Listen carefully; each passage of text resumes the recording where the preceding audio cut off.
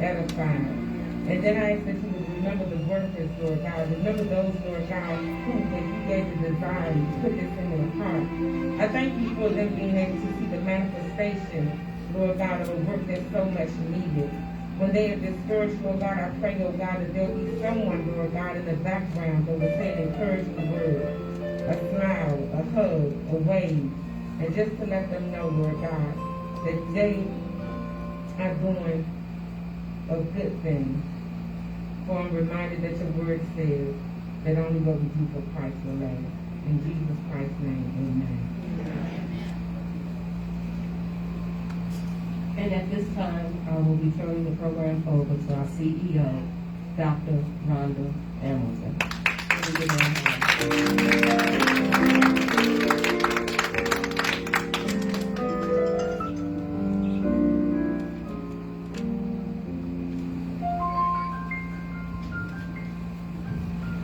Greetings, everybody. Thank you so very much for your patience and for coming out this evening. And I ask you to please be patient with me. I'm good. I've been blonde and I've been sweating those things out left and right, as you can imagine. But I thank you all. You look so beautiful. Welcome to the grand opening of the PG County office.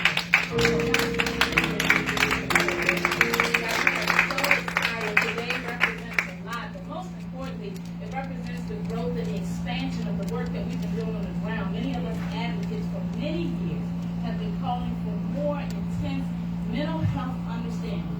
We are a society that is not spending enough money on preventative measures. We want the guns to stop. We want folks off the street. We want folks working. But the reality is we've got to do something different if we want something different. The definition of insanity, it's all right. The definition of insanity is to keep doing things the same way, expecting different results. Well, guys, today the Healthy DC and Me Leadership Coalition, doing business as the Healthy DMV Leadership Coalition in PG County, Maryland, has stepped forward to bring you our understanding of what we believe is missing in today's understanding of health and our citizens. We've got to be able to liberate folks from their living conditions, and yesterday's definitions and approaches to mental health and social service understanding is not going to help the problems of today. We welcome you to our PG County Outreach Center, and we hope that you will hear wonderful messaging today that will motivate you to join our movement. We're on a mission to save lives. We've launched our Trauma Center, Capital City Emergency Level 2 Trauma and Wellness Center. Southeast DC. We're on a mission. Get on the train. There's still room for each and every one of you. We've got souls to save. And for those of you that want to know if there's church going on this evening, be careful, there might be. Because we believe in all essentials of wellness.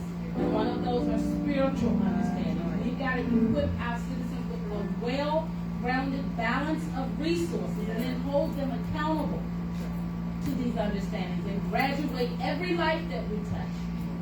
To scholarship, higher education understandings, to apprenticeship, to contractual understandings, teach them how to become entrepreneurs. We've got to stop talking about it and be about it. Welcome, everyone, to the PG County Outreach Center for the Healthy DC and Me Leadership Coalition, where we know that it takes the village, and we thank you for being a part of our village. With no further ado, I want to introduce you to a phenomenal gentleman. Our coalition has plenty of talent. I might be the face, but don't you be fooled. We've got plenty of talent. I'm going to introduce you to one such gentleman.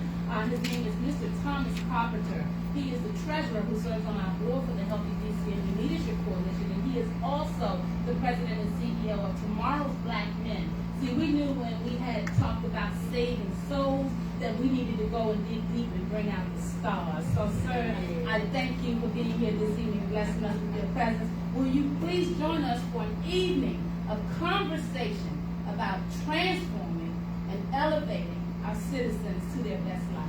Thank you, sir.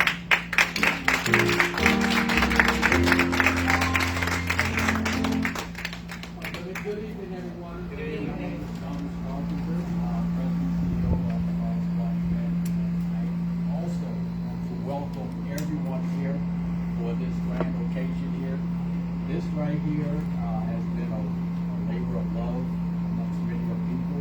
It's so very, very encouraging and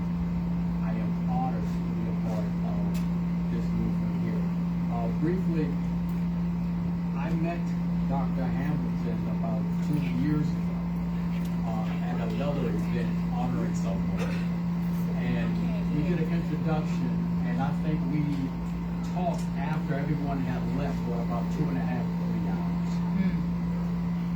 Our philosophies lined up, her passion was infectious, and it was refreshing to see someone who was dedicated not only to problem solving, but solving and facing the underlying problems that face all of our communities.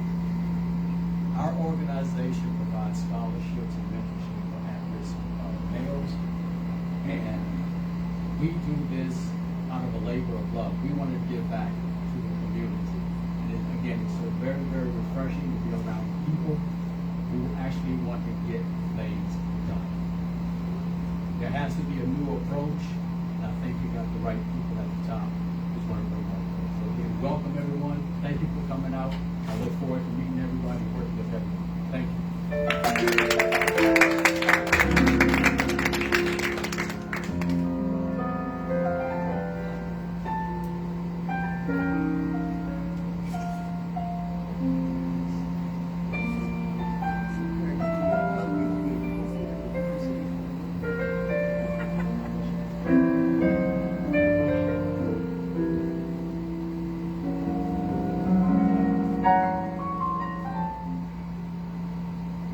And at this time, we'll have our community partner, Mr. Kenneth Clark from Uncut Live Productions.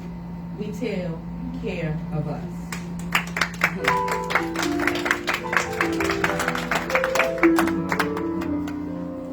Greetings, beloved. How y'all doing out here tonight? Can we get a little bit, come on, this is a glorification. I know she said we might have church, but we can clap our hands. Come on, we're making a grandstand here in Prince George's County. Come on, y'all, this is a phenomenal work right here. The theme is elevate, transformate, right? I don't want to be here before you long, but when that elevate and transformate came to mind, right? Something that I began to ponder on, elevating, transforming, right? I began to think about the process of a caterpillar. In the cocoon state, it does not look pretty. It looks funny. But when it transforms into a butterfly, it is beautiful. Transforming. Did you even know that even when the butterfly, when it morphs into a butterfly, there's another transformation that takes place. The skin begins to shed. And as each stage of the butterfly, it begins to be more beautiful. The colors don't stay the same. They change. And so when you think about advocacy, when you think about the plight and the stage of our black and brown communities, the things that we are often faced with, the disparities, it's not pretty. But process is what produces progress. And as the Healthy DMV Coalition, that is what we're here for. We're here to demonstrate that if we process together in the spirit of unity, in the spirit of love, guess what? We can really conquer territory. We can really change our communities. We can be the black leaders. We can operate in black excellence. Thank you guys for coming out. Really, don't just sit back and look. Join. Get involved. In the We Take Care of Us movement, that is what our core principle is. What do you have in you that is brilliant, that can make change? Everybody has something. Each of you have a gift. Each of you cherish. Each of you are precious. Each of you have a story. Each of you have a testimony. And as we move forward, we can get through this. We can get through this, not on our own, but together. We're better together. Amen? Amen. All right, now, thank God for letting me speak.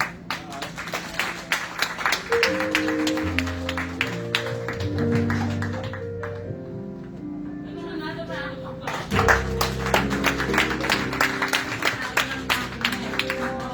Minister, activist, you name it, advocate, he's out there on the ground with us. Thank you again for what you do. Without any further ado, I want to introduce you to a beautiful soul, another Healthy DC leader, Miss Monique Michelle Smith. Miss Monique Michelle Smith has served over 20 plus years in the DC EMT Fire Department, and so she sees some of everything firsthand. So when I tell you that we have advocates prepared to help deliver our citizens, we are the change that we need. We are the talent that we need. And so our coalition has come together because we know that it's going to take a variant of talents, commitment, and dedication. And so without any further ado, I'd like to introduce you to our beautiful queen who also serves on the board for My Mother's Keeper. My Mother's Keeper is also our mental health organization that is responsible for a lot of the groundwork that we do advocacy-wise, and I'll speak to you a little bit later about that. Hey, Monique, will you come up and deliver a message and represent our work?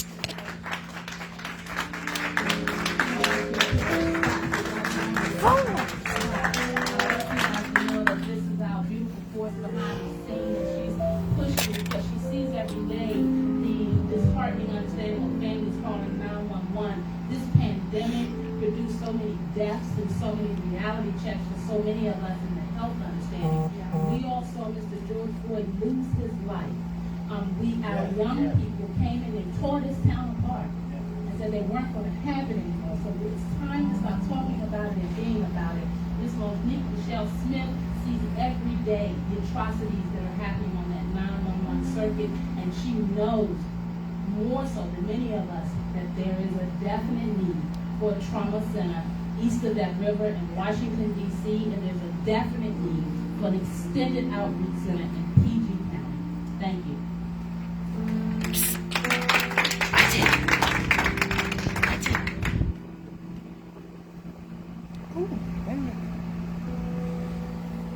I'm gonna end it so I can flip it, so I can put it up on there.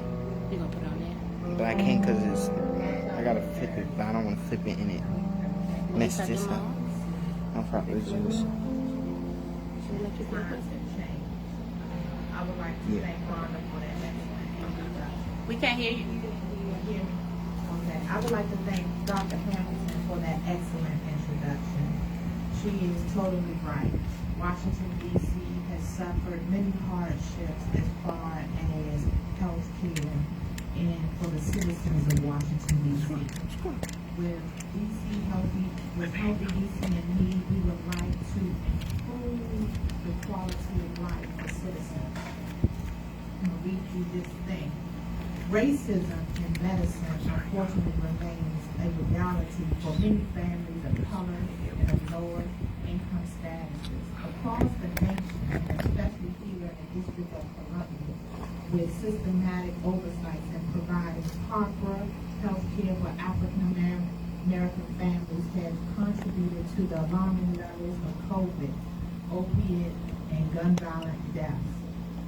The National Capital History providing appropriate standards of care to include mental health and trauma-related resources, as well as the management of such for our poor citizens and senior population. East of Anacostia River has to date placed the livelihood of our most vulnerable citizens in a state of emergency.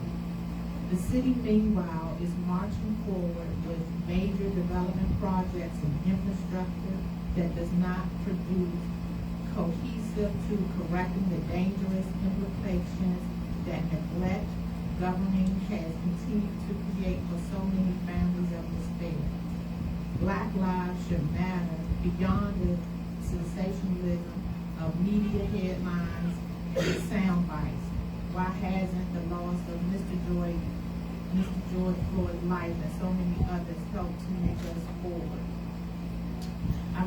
to you this evening because racism has got to stop.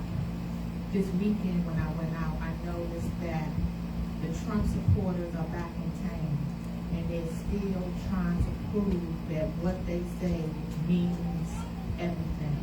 Meanwhile, low-income families and low-income families are suffering dramatically. How hospitals have closed in Washington, D.C. You know the numbers. Providence, D.C. General. They didn't realize how significant D.C. General was. Hadley. PG has moved up the road. So many hospitals have closed in D.C. until they are putting a loss to human life, such as travel time, getting to the hospital in an appropriate amount of time can make a difference. People don't realize that, but time is essential. So, Healthy DC and me, we are striving to build that trauma center in Washington, D.C. to help cut back on travel time, to take care of the black citizens of Washington, D.C. Now, I might say black, I'm not being racist, but I gotta work on my people first before I can work on someone else. We're always working for others, but we gotta hold them for ourselves, because if not, who? So thank you for coming out. I wish you all happy Thanksgiving, Merry Christmas, and please keep God first in your life. Thank you.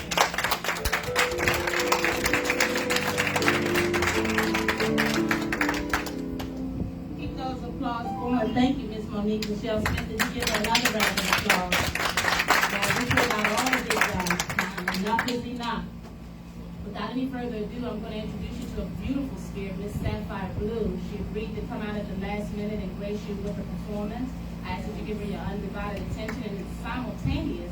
We're going to pull the napkins off. You've got to be hungry. You said it was a cocktail reception. We've got some eggnog. You can be festive with and without alcohol. We've got some wine, some sodas, and some water, and some beautiful sandwich and cheese and things that we want you guys to partake of this evening. So without any further ado, please help yourself. We have folks in the back that are waiting to receive you. And will you please come forward, Miss Sapphire Blue, and bless us as you never have. Amen. Put your hands together, please.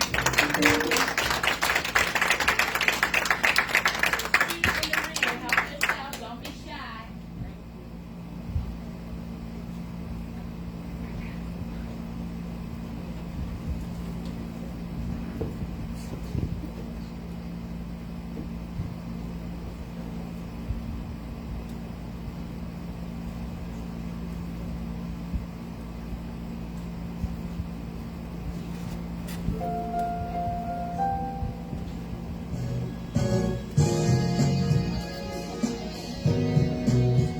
Previous song.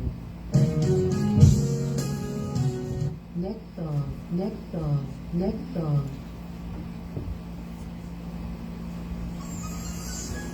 Next song. Next song. Next song. Next song. Next song. Y'all know everybody has a gift. It's on the inside of you. Yes, it is. Stir it up, stir it up. Come on, y'all. Stir it up, stir it up. God has not given us the spirit of fear. He has given us power,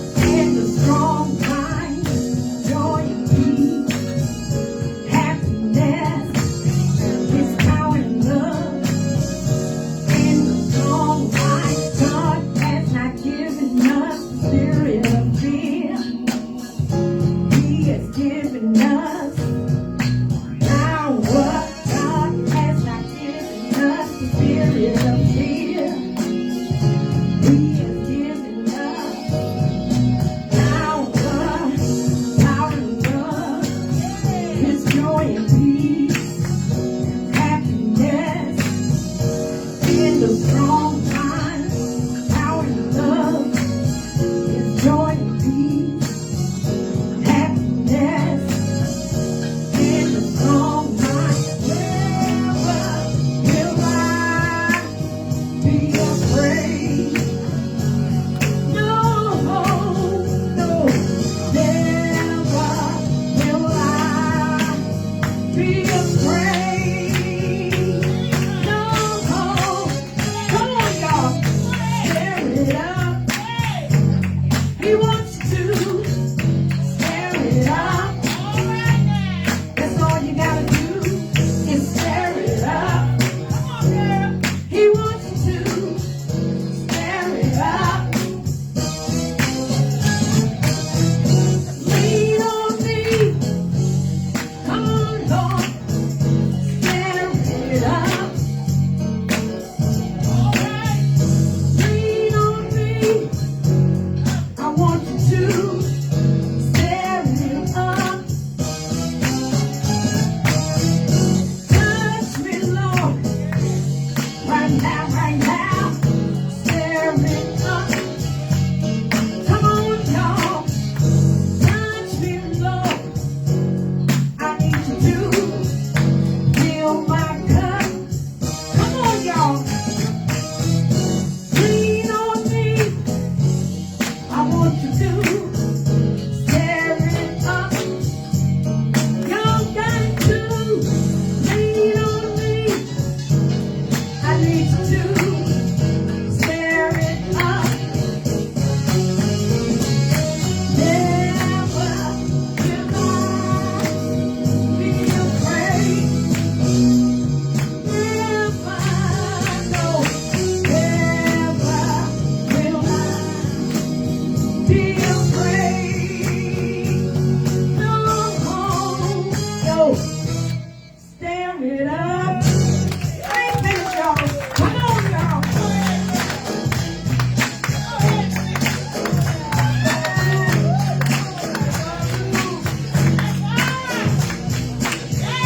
Stir it up. Ask the Lord to fill your cup. Come on now, lean on me. Come on, Lord, and stir it up. That's all you gotta do is lean on me. I want you to stir it up.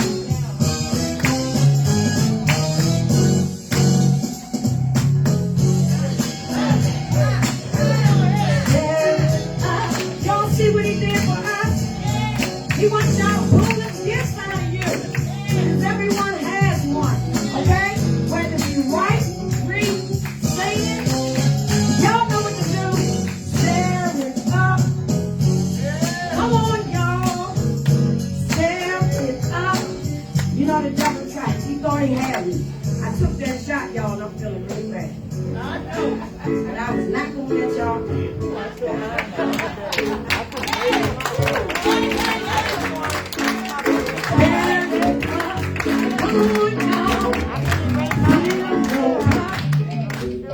That's all you gotta do.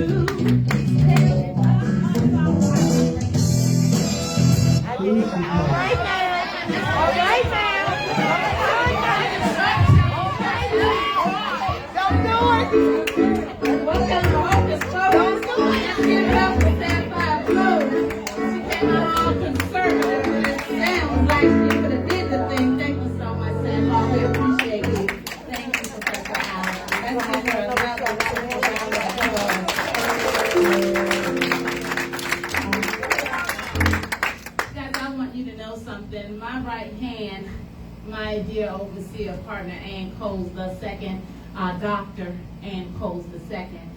She is such a breath of fresh air. She just gets things done. Those of you in the room that know her, I don't have to sell you on it. But I tell you, if you're going to go in the trenches and start talking about saving black lives in communities where we've already made it out of, you better take a soldier with you. I'm sorry, a soldier red. So I want you to know that Ann Coles is all things real. Yes. And that's what we need when we go out in the streets to try to save souls. So I want you to know that she's bringing everything to the forefront, putting everything on the line. Because you know, today's church folk, today's church folk. I'm just saying. Not picking a fight, but we're standing our ground. We need everybody in this fight, and that means our church community. And I'm so proud of her for stepping forward. She's done this work long enough, and she knows that the foolishness must fall by the wayside. We're talking about saving souls. So my dear beautiful sister, you have sold on. That crazy leg of yours is bothering you. The devil is busy and stealing you right with your beautiful self. Guys, would you please put your hands together like you never have?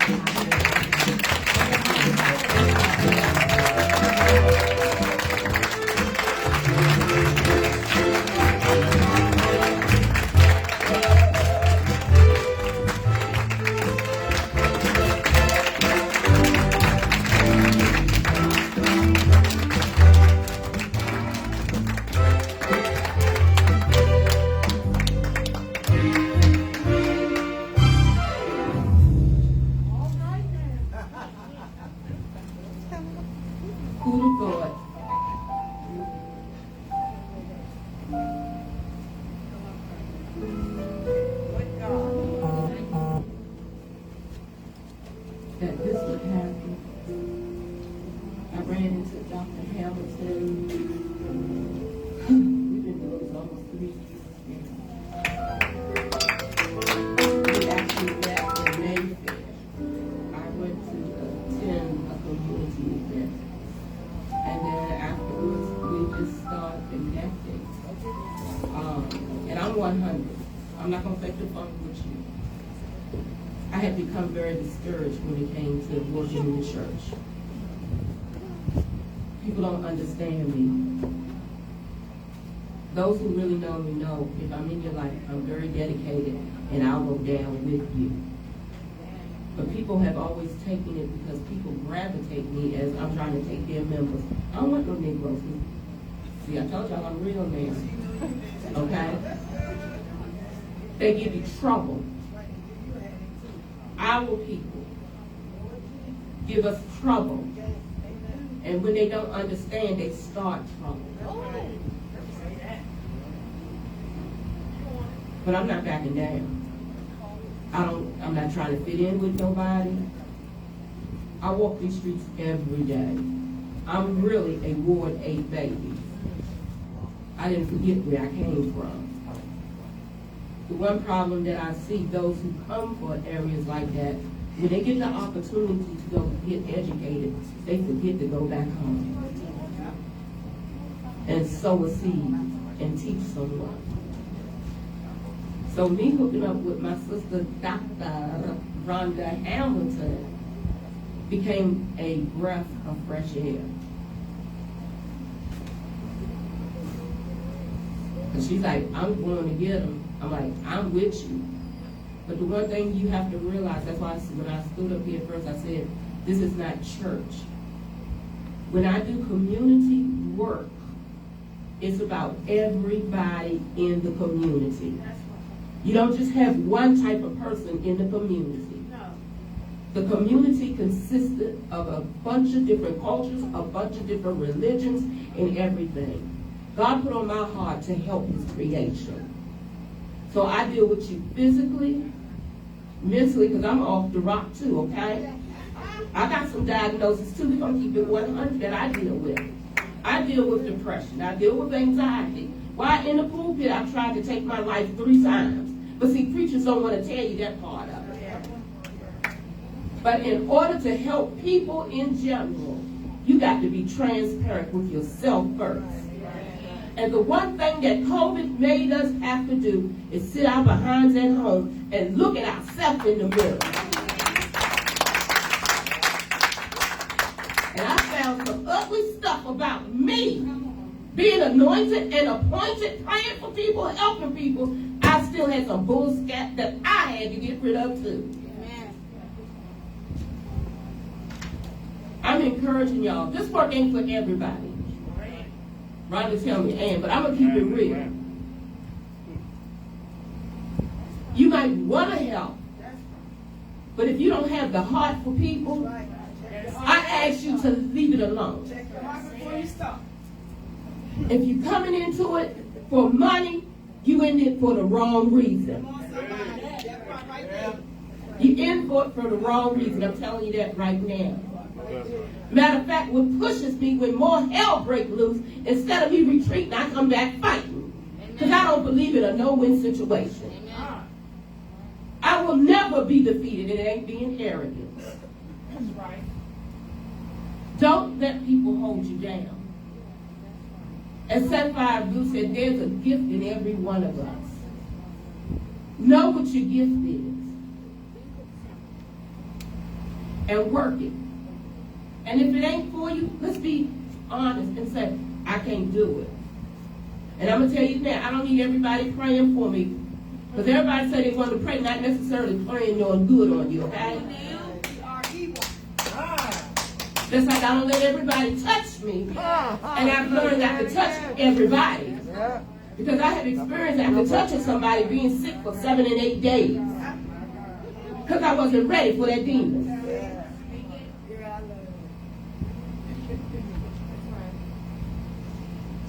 So, y'all all are ministers. See, we've been educated. A minister is you stand behind a pulpit and you preach the word of God. No, ministry is universal. It's universal. And you don't need man to validate you with credentials or anything. Just do it. Do it. Stop sitting on your butt and complaining. I'm going to tell you right now, you can talk about me, I don't care. Because like I told Rhonda, I'm here for the long haul. And I've seen some battles.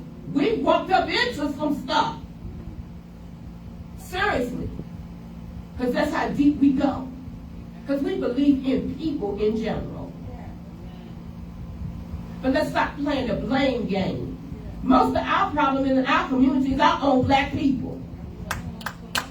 So jealous of each other. When you look at other cultures, they might be beefing, but when they come in public, they stand together and they get the job done. I don't understand why we can't get the job done. Well, you talk a good game, and I don't like games because I like to win. So I don't play too many games, okay? But we are looking for some serious people that are really want to make the commitment.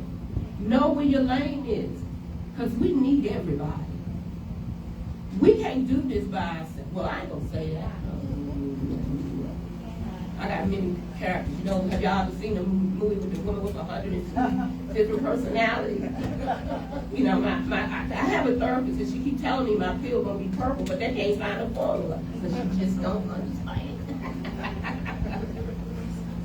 We got to be real. We got to be real. You know, I deal with mental health every day on a private level. I am so proud of my son. They diagnosed him with 5 things. And my baby's graduating. Amen. My son was able to do an internship this summer. And when he graduated, his job was there waiting for him. But man said he couldn't. But I give unto Caesar what's his Caesar. We got to learn to play the politics of this community too. Stop thinking because you got to fill out this paper, it's a down thing. Whatever you can get, you get it. And make them accountable. Make them accountable. It's not trying to be a handout, although some folks do abuse it. We want to talk about some of the home problems and stuff going on. When some got the opportunity to get in a home, they destroyed the stuff. So now they don't want them in there. So see, that's our job. We're going to bring them in. We're going to rehabilitate. We're going to empower them. The first thing to empowerment is going out there and developing a relationship with the people. And you love them where they at. That's right. Where they are at, not where you at, where you think they should be at, but where they are at. And once you do that, then the transformation can begin. Then from the transformation comes the work, the rebuilding, and planting a seed and going back and getting somebody else. So we thank you. We hope you enjoy. Rhonda, I know this ain't on the program, but I need the crew to come up here for a minute. Come on up We here, want to do crew. something for you. Uh-oh. Come on, crew. Gary, Sapphire, I'm just here. Charles. Get your name, report to the front. See, I like to party too, okay? Hey. Debbie, get on up here. And what I want y'all to understand, all these folks that I'm calling up here, they're all pastors. Amen. Amen. All pastors That's that were right. looked over. Leaders. Leaders. Because they didn't look like what people thought they should be like. Come on, Delicious. Come on up here too. Get on up there, Delicious. Get on up there. Come on, Robin. That's what we do as leaders. We represent. Get on up there. That's right. We got a community to save. That's right.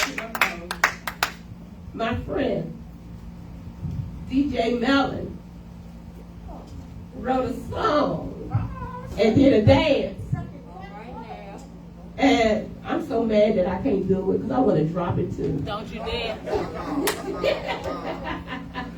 But Rhonda, this is for you, girl.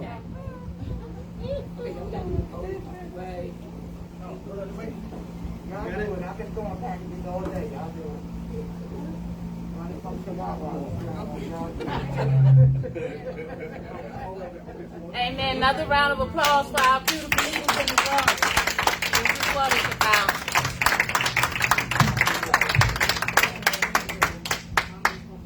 You get the music on there? Yeah.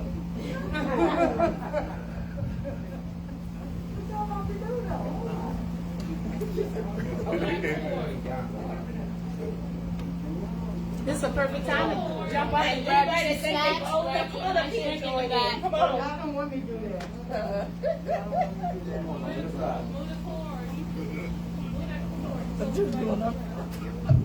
that. And this is what we do when we go into the community.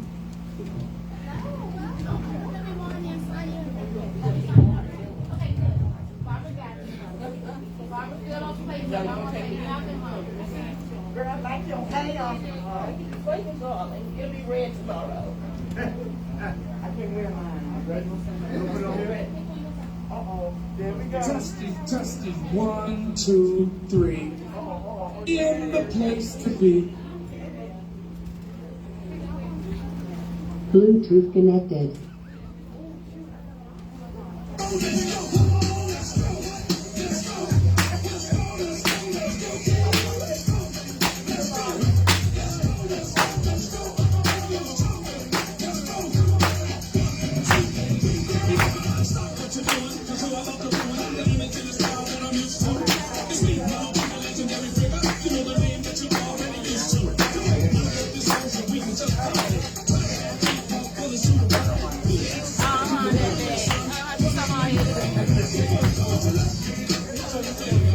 Oh, you know what I'm thinking. That's on the side. I know my lane.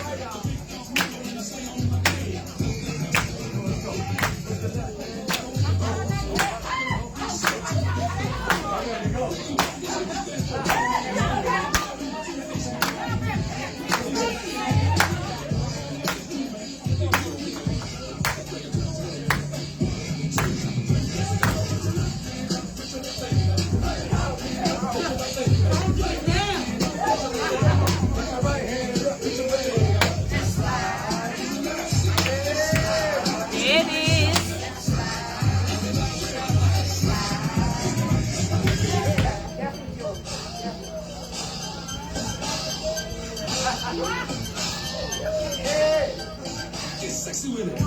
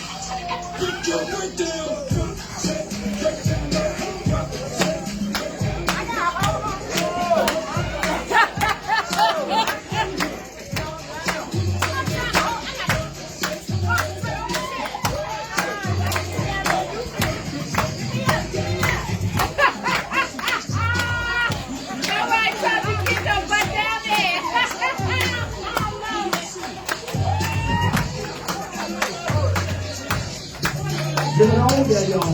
Round of applause,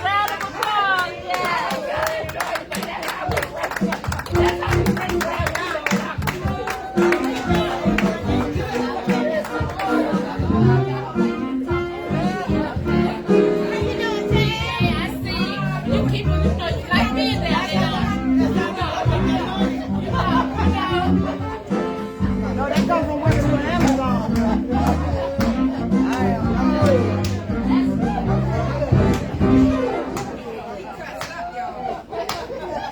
Oh, Said you're sexy with it. What you Another want me round to of do? applause, why don't you? You never know what outcome this is going to be up to. And that's what it's going to take. You can't be a predictable leader these days. You can't see right through that. You want genuine souls. And did you see how much fun they had up there? That's what I do. All the smiles on their faces. And these are tomorrow's leaders. These are our folks that have come and stepped up in spite of their living, in spite of their surviving. They've decided that they want to serve a higher power. They want to serve the community. They want to save souls. And they want to do it with smiles on their face. Thank you guys for that wonderful thing. As you heard Pastor say, we all got something going on. We all caught up in, high and mighty, and dignified and bougie, acting like your stuff don't stink. When you get home and close those doors, you know about it. Sometimes I talk to myself trying to figure stuff out, but as long as I don't answer, you leave me alone. I want you guys to know I'm Dr. Rondell Hamilton. I'm so pleased to be here with you this evening. My mom was diagnosed with schizophrenia when I was 10 years old. And as a 10-year-old girl, you don't understand those fancy words. You just don't. And I want you to know something. We talk about stigma. Stigma is a mark of disgrace. No one wants to be referenced as a mark of disgrace. Think about it. You wonder why these kids won't go get the help that they need. You wonder why our young adults are out of control, while our families are still struggling. Because no one wants to be on the radar for having problems. You know about it. You know how we look down our nose at folks. And church. Most people run to church because they need deliverance. And they're not getting deliverance, they're getting judgment. We've got to cut it out. We've got to rise up on the community level and help government. It can't always be about calling government out and telling government what they're not doing when we're not doing it. History has taught us that we have always been present.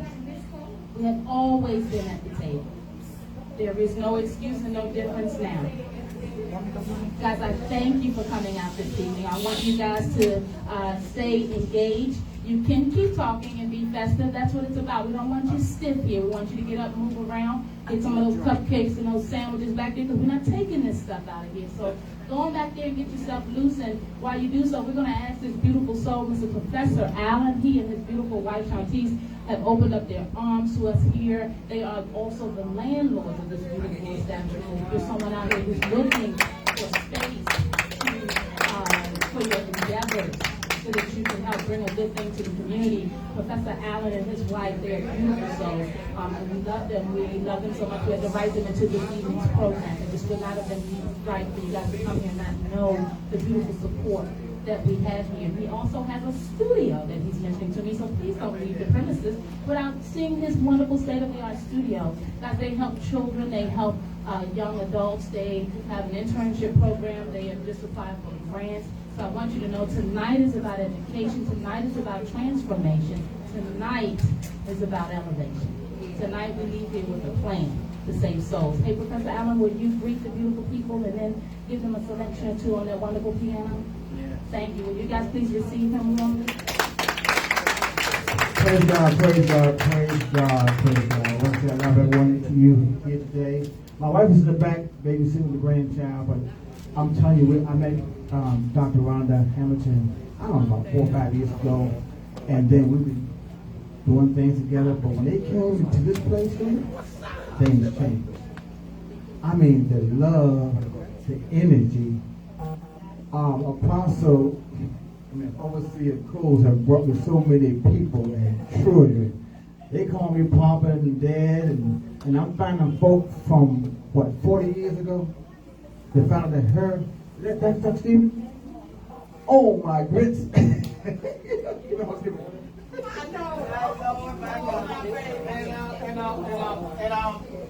I'll tell you something. I have some degrees, master's degrees. I was a foster child. I had nothing. Views. Didn't finish college. I was high school child. I was 20 years old. Got my first scholarship at Berkeley College, lived in Boston. Got 2 degrees from there. Got a master's, and I got a PhD. But you all have degrees. You ain't all have degrees? Yeah. All y'all got BS's. I'm born in sin or Bachelor of Science, and then you got the BA, born again, Bachelor of Arts. Then you got your master's degree. You got the Master Jesus. Then you get your master's. Then when I got your PhD, pray hard daily. Not only that, you got the DD, Dr. Divinity. You die daily. Take that home, go write that down, guys. That's my part right there. But I want to tell you something. I love people. We have a studio back here. We just got pre-approval of the grant for 10 to 20 kids. Oh man. And then we got also an application for them to fix all this stuff up in here. You know, and I mean, just so much to do. I can't go out there and do what Clark does. I cannot go out there and together with Brother Clark King goes to. But I can help. I can support. I can food. I can get shelter. I can get clothes. So let me tell you something. I love people so much it hurts. You know, God has given me so much of turnaround that I'm so glad. Dr. Rhonda Hamilton, we call her the mayor of the 3rd floor, and her other nickname was Harriet Tubman. Tell her I say so. We love that lady. Well, listen, you put a wall in front of her. She love them. She go under the wall, around the wall, on top of the wall, or she knock the wall down, y'all. In Jesus' name. Give her some love. I'm going to do a couple of songs for you. I'm going to come up here. Hey, man, what's up? So, I'm going to do something for you right now. I'm going to do it real quick. Go ahead and bite your sandwich, you know. And, so, here we go. This is for all the, Dr. Stevens. This is especially for you. I told her kids were, 5 years old? So you probably, I'm going to take you out on the journey. Okay? You ready? You ready?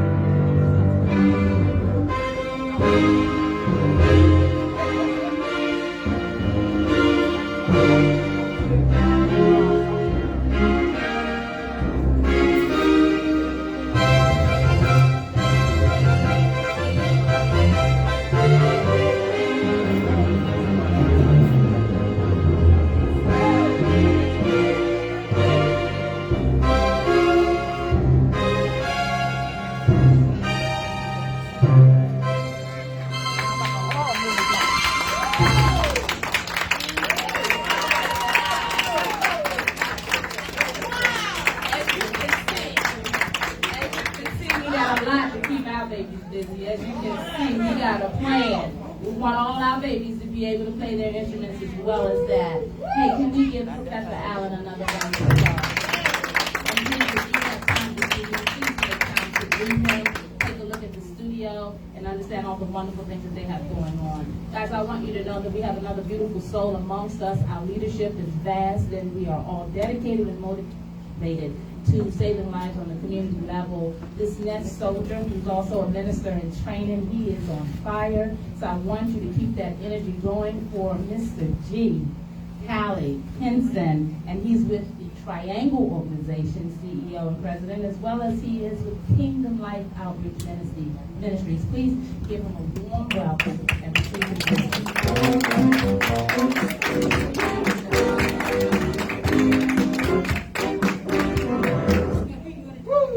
Good evening, ladies and gentlemen. How y'all doing today? Hey, I got a little twist on this thing. I'm gonna change it up on y'all a little bit. All right, the reason why I'm gonna say that is I done heard a lot of things on while I was out here sitting and talking about a lot of community and racism and stuff like that. So I'm gonna give y'all a twist on it because I'm an Asian American man that grew up in PG County in Southeast DC.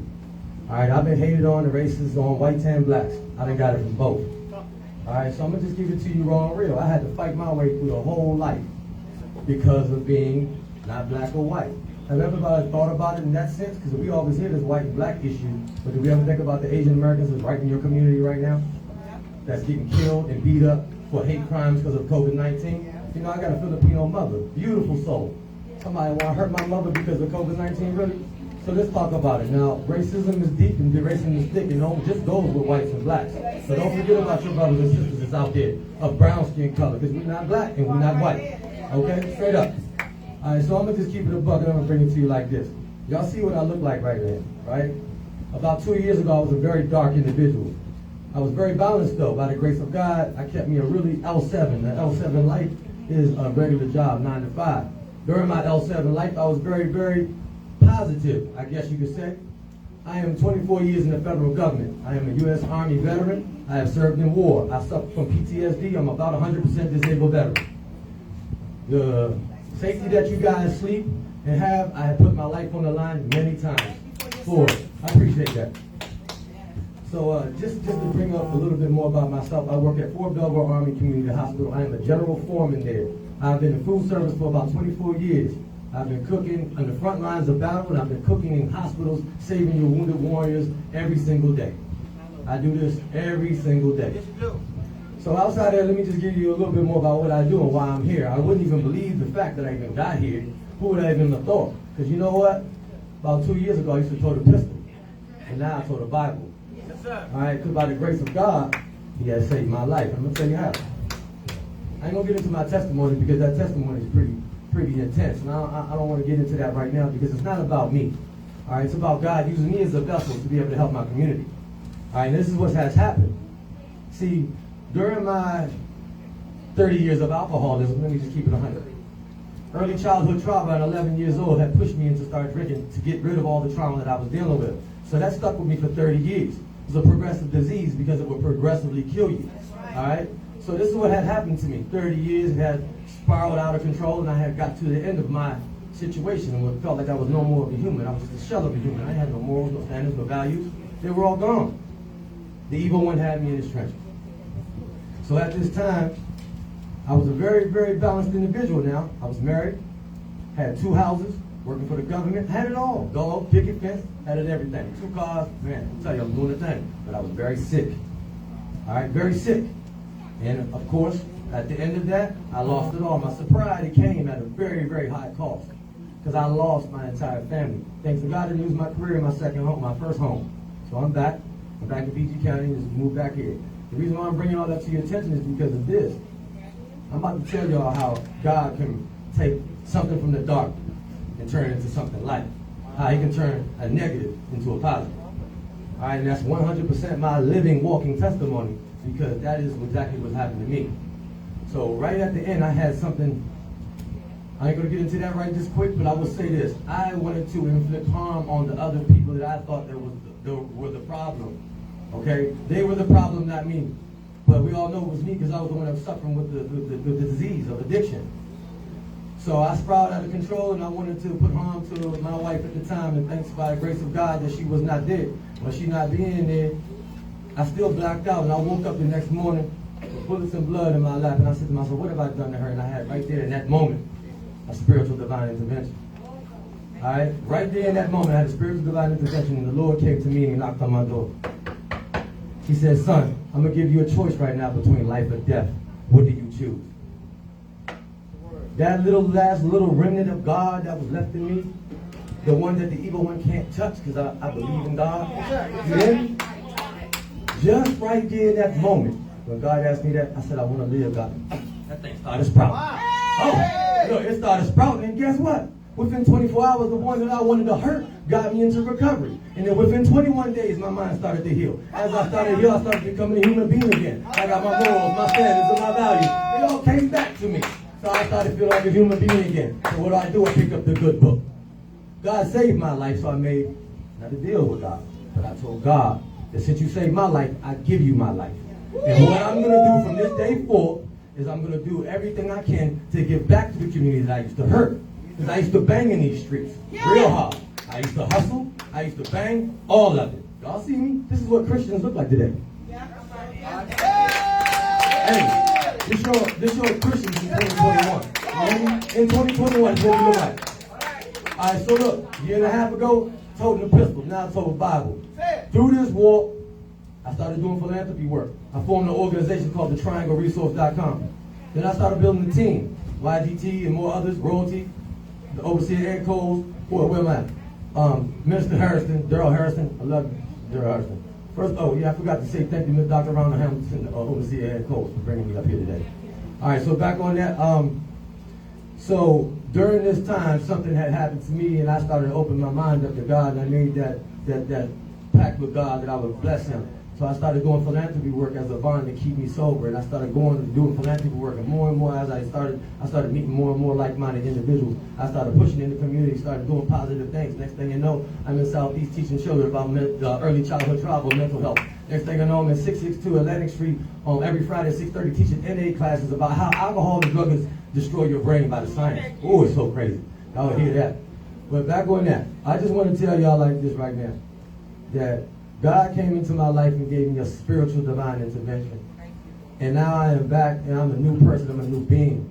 See, there's a difference between change and transformation. All right? If you can change, that means you can change back. But if you transform, you are a new entity. All right? Look, the Lord has came to me and touched me and gave me a new life, and I am a born-again Christian. All right? And I am a minister in training. No longer do I walk in darkness, I walk in light. No longer do I do anything negative. Now I'm pushing for my community for peace and prosperity. I created this thing called the Humanitarian Peace Project and the BS Movement. The BS Movement is called Breaking the Silence. All right, we're going to break the silence. We're going to talk. We're going to band together as one. The strength is in the numbers. Unity is where it's at. So I'm going to push and push and push. This Saturday at 11 a.m. I got an event coming out. It's free everything, music, poetry, guest speakers, everything going to be out there. Come on out there and support. I am doing something that's a little bit different. I am building bonds in the community between law enforcement and the general public. I myself and other like-minded individuals have collabed together with Substation 6 and Metropolitan Police Department, and we are coming together on Saturday. We have a mural that is about as big as this room, and we've been painting on it with DC Dream Kids. And we're about to present this mural to the public on Saturday at 11 a.m. We're going to be going all day, 11 to 3 p.m. We're going to have guest speakers, music, food, everything. Free. It always tastes better. It always sounds better when it's free, right? All right, but I'm going to go ahead and wrap this thing up because I'm very long-winded. I'm very long-winded. And I would like to say thank y'all for giving me everybody's attention. And I just want to say one more last time, thank you, God, my higher power, for giving me another life and another day and another day to make change. Thank y'all very much. Amen.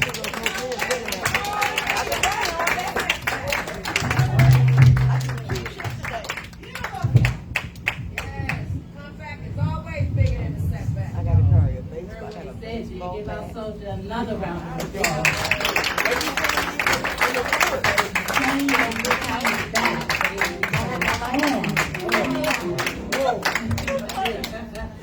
he has some flyers that he's going to pass out to all of you all so that you don't forget his event this coming Saturday. And I will be there supporting him. We hope that you will also be there to support him. G, make sure they get your flyers, okay? Okay, at the end I'll pass them out. Another round of applause for you.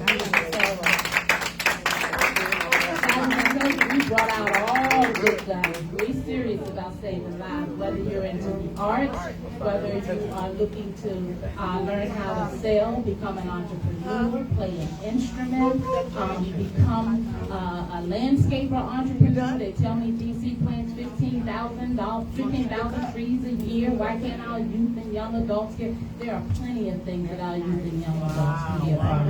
And we're going to make sure that that happens. The first thing we're going to do is we're going to pack with each and every one of these lives that they're going to be accountable for their behaviors, for their therapies, for their medical understandings, and for their accountabilities to the community. Amen? Yes, a new day, time to do a new thing. Hey, Mr. Michael McGee, thank you so much for coming out. Guys, you are in for a treat. This is another one of our top guns, as we say. Michael is the head of the Bowie State Alumni Association. He's also a part of the, let's see if I can get this right, the 2021 Maryland Counseling Association Emerging Leader. So when I tell you that we have the big guns on board to help us save souls, we're not kidding. Hey, Mike, without any further ado, will you come up and please share some knowledge? He's got to get out the class. That's how dedicated our leaders are. Thank you so much. If you'll receive him warmly.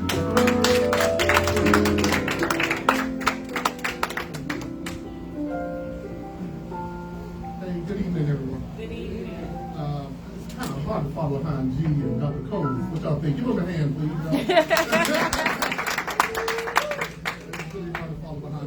As Rhonda said, my name is Michael McGee. I'm from Bowie State University.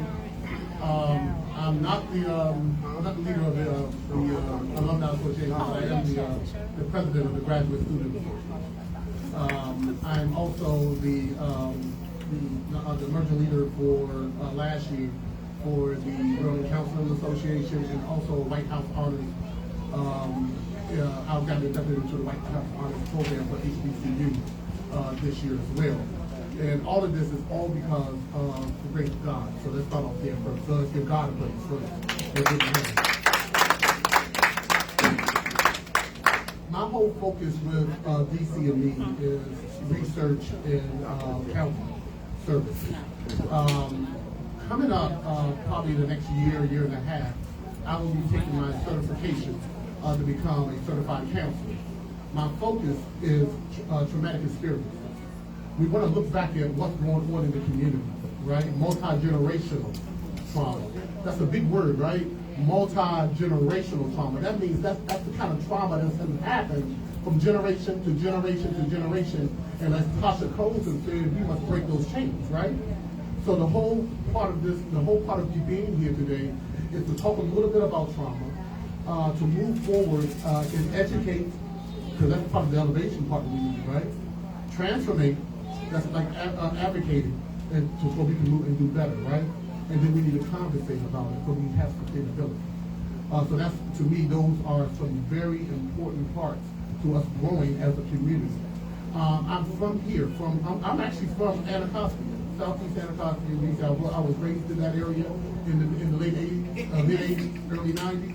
And I was there when the city was burning down. I was there when they called DC the murder capital of the U.S., right?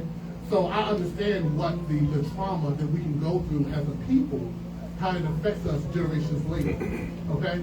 I think in 1719, a guy named Willie Lynch stood on top of a hill in Jamestown, Virginia.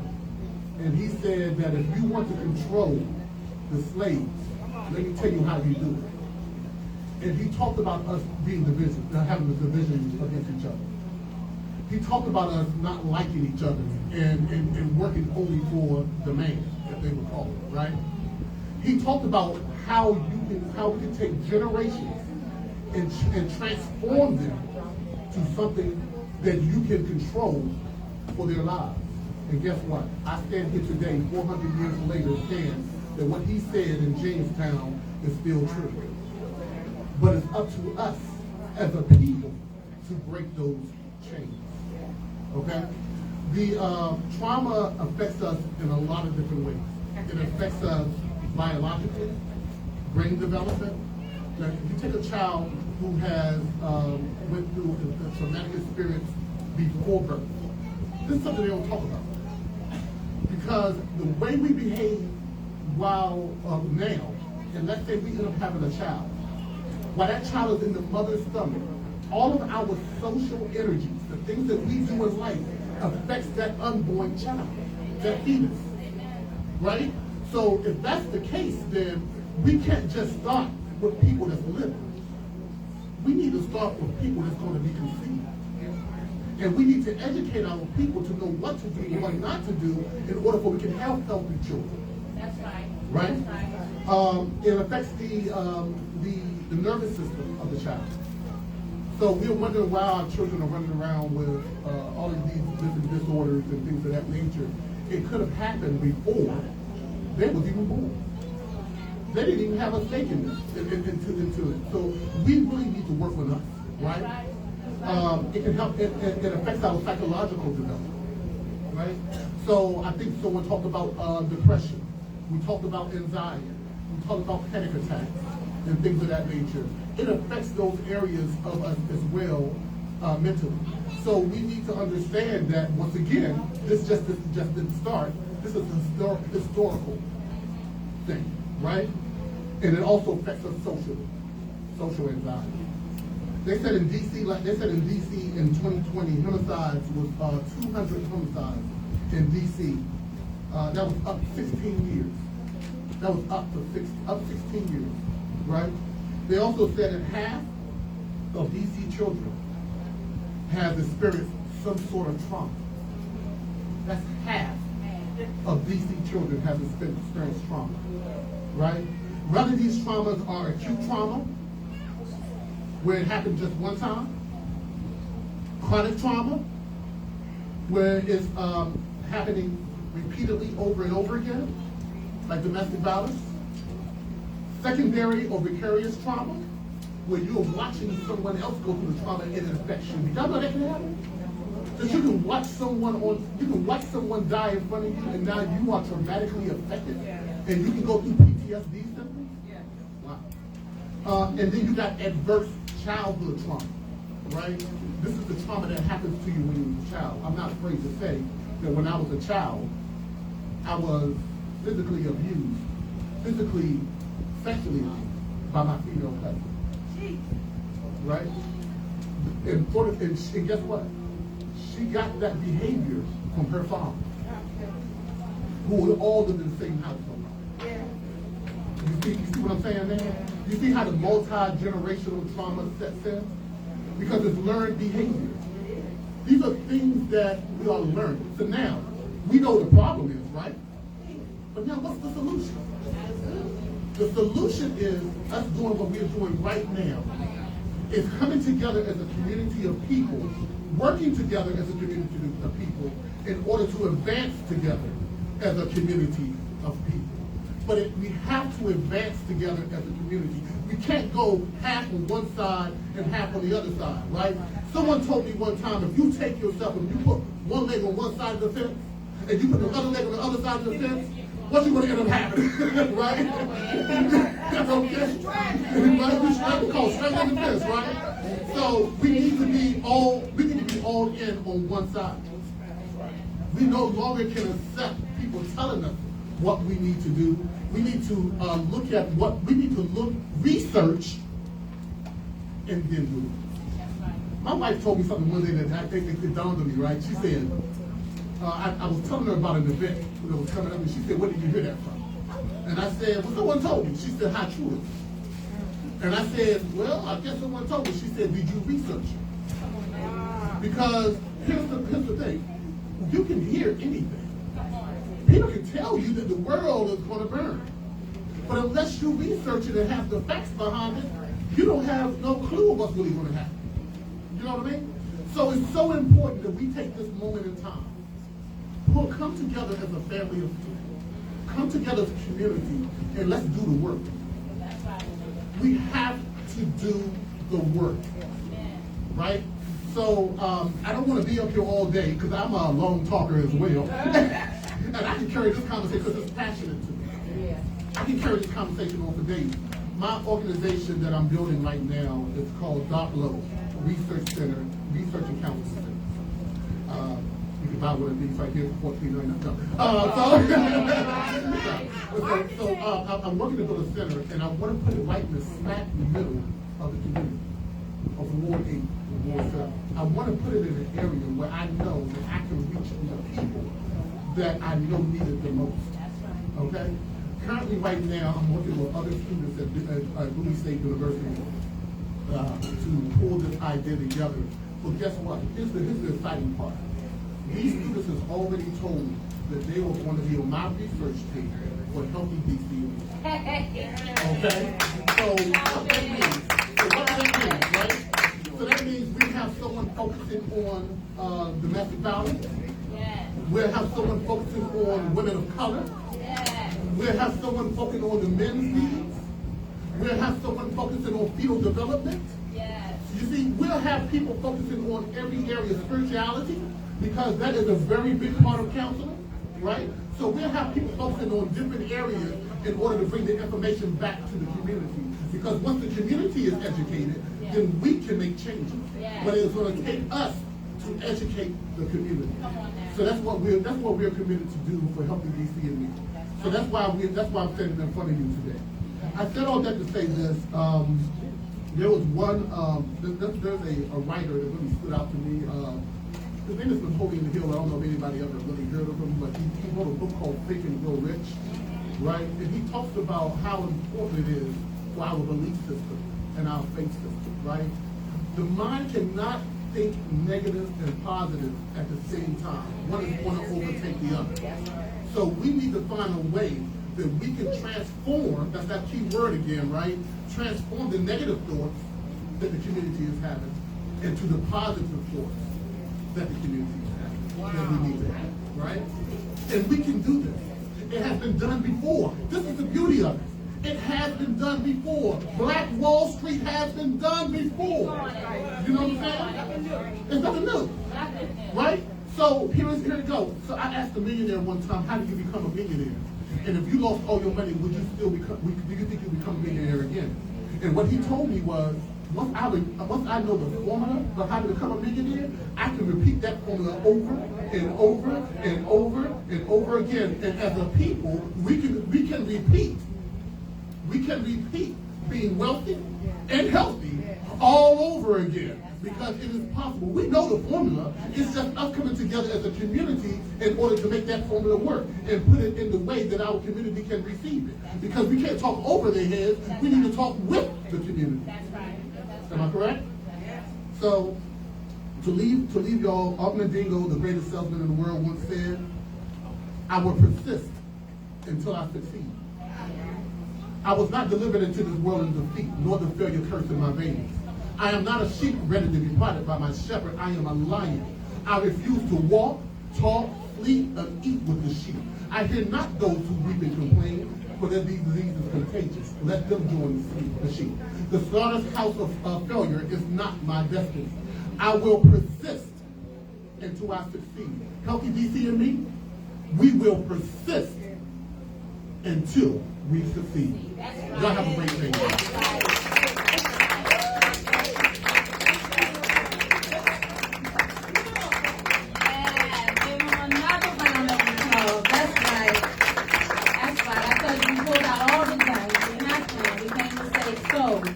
You are so right. You got to do the research, and we did the research. That's why our coalition exists. Because when we did the research, we put out pilot programs on the ground, and we saw that our people responded. Guys, there's a conversation out there on the community level that just isn't happening, and it needs to happen. And I thank you, Mike. As you guys see, our coalition is revved up and ready to go. Mr. Joseph Jamal, will you make your way to the front? Guys, we are so excited for you to come out and celebrate our grand opening with us into PG County. I want you to know that we decided to build the trauma center basically because we saw that there was a gap on the community level as it related to comprehensive mental health services. And guys, we're going to talk a little bit more about that as we go forward, but I want you to know that we're here in PG County because much of the work on the ground showed us that if we don't take care to bring this wonderful information over to Ward 9, is what we call it. If we don't take care to bring this information over to the county, they're festering in the same circumstances that our citizens east of that river are festering in. I just saw a report yesterday that the gun violence is on the rise here. We've had at least 10 youth that have died in PG County. I think that the homicide is up to 100. The numbers are climbing, and guys, the populations are the same. We cannot heal today's problems with yesterday's understanding. We must come out of the understanding that mental health is just about diagnosis. Mental health and behavioral health are two different understandings. Behavioral health speaks to the behavior. Mental health talks about psychological, emotional. Guys, it's important that we get out here and we get in front of these conversations and allow our community members to see folks that look just like them being vulnerable because somebody saved us. Amen? Amen? Guys, I want you to take a few moments and listen to the beautiful sounds of Mr. Joseph Jamal. We're going to be wrapping up soon. We are streaming live on Facebook. We will also be doing our Palms Up broadcast after interviews. If there's anyone that wants to comment on anything that you heard this evening, anyone that has any upcoming programs, anything that has a contribution to the work that we're bringing to the county, we'd love to hear from you, and we'd like to interview you on our Palms Up platform. This beautiful soul standing to my right represents the one piece of the band, Opium, who supports our nonprofit work and has committed themselves to helping our babies to learn how to do this wonderful work. So, Mr. Joseph Jamal, thank you. You will receive him in this wonderful serenade.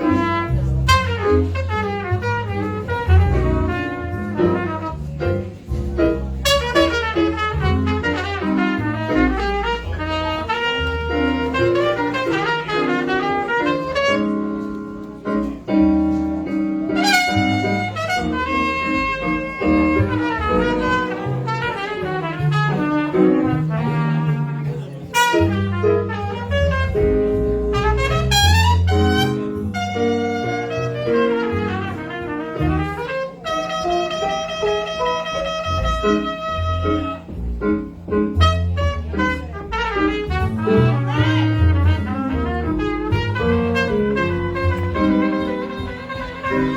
my bad. It's trying to, so I'm trying to use it.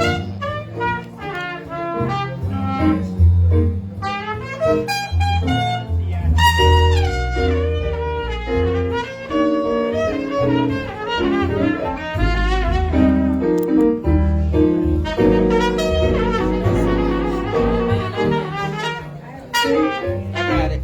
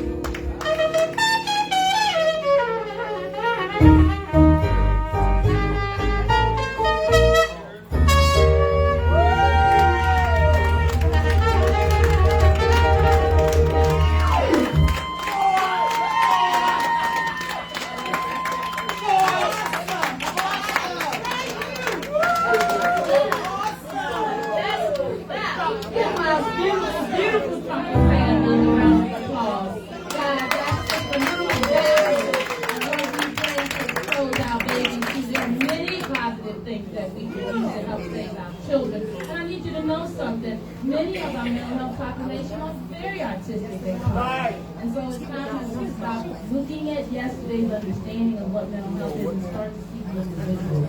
Our folks are much more than their diagnosis, and it's time that we help them to live their best lives. Amen? Because I want you to know something. As I told you, we pull out all the stops, we pull out all the stars, and you can't even sit down and warm up because it's her time to come up to the mic. We have a beautiful, beautiful soul, our dear Cynthia Robinson, who is the Vice President of the Healthy DCME Leadership Coalition, and she's so dedicated that she also serves on the board for our MI Mothers Keeper Mental Health Advocacy Agency. Guys, Cynthia Robinson is an educator in the county, in Prince George's County. I'm going to let her tell you a little bit more about who she is and why she's involved with our mission. Without any further ado, would you please put your hands together for our educator, our director of program, our vice president, and our beautiful queen, Cynthia Robinson.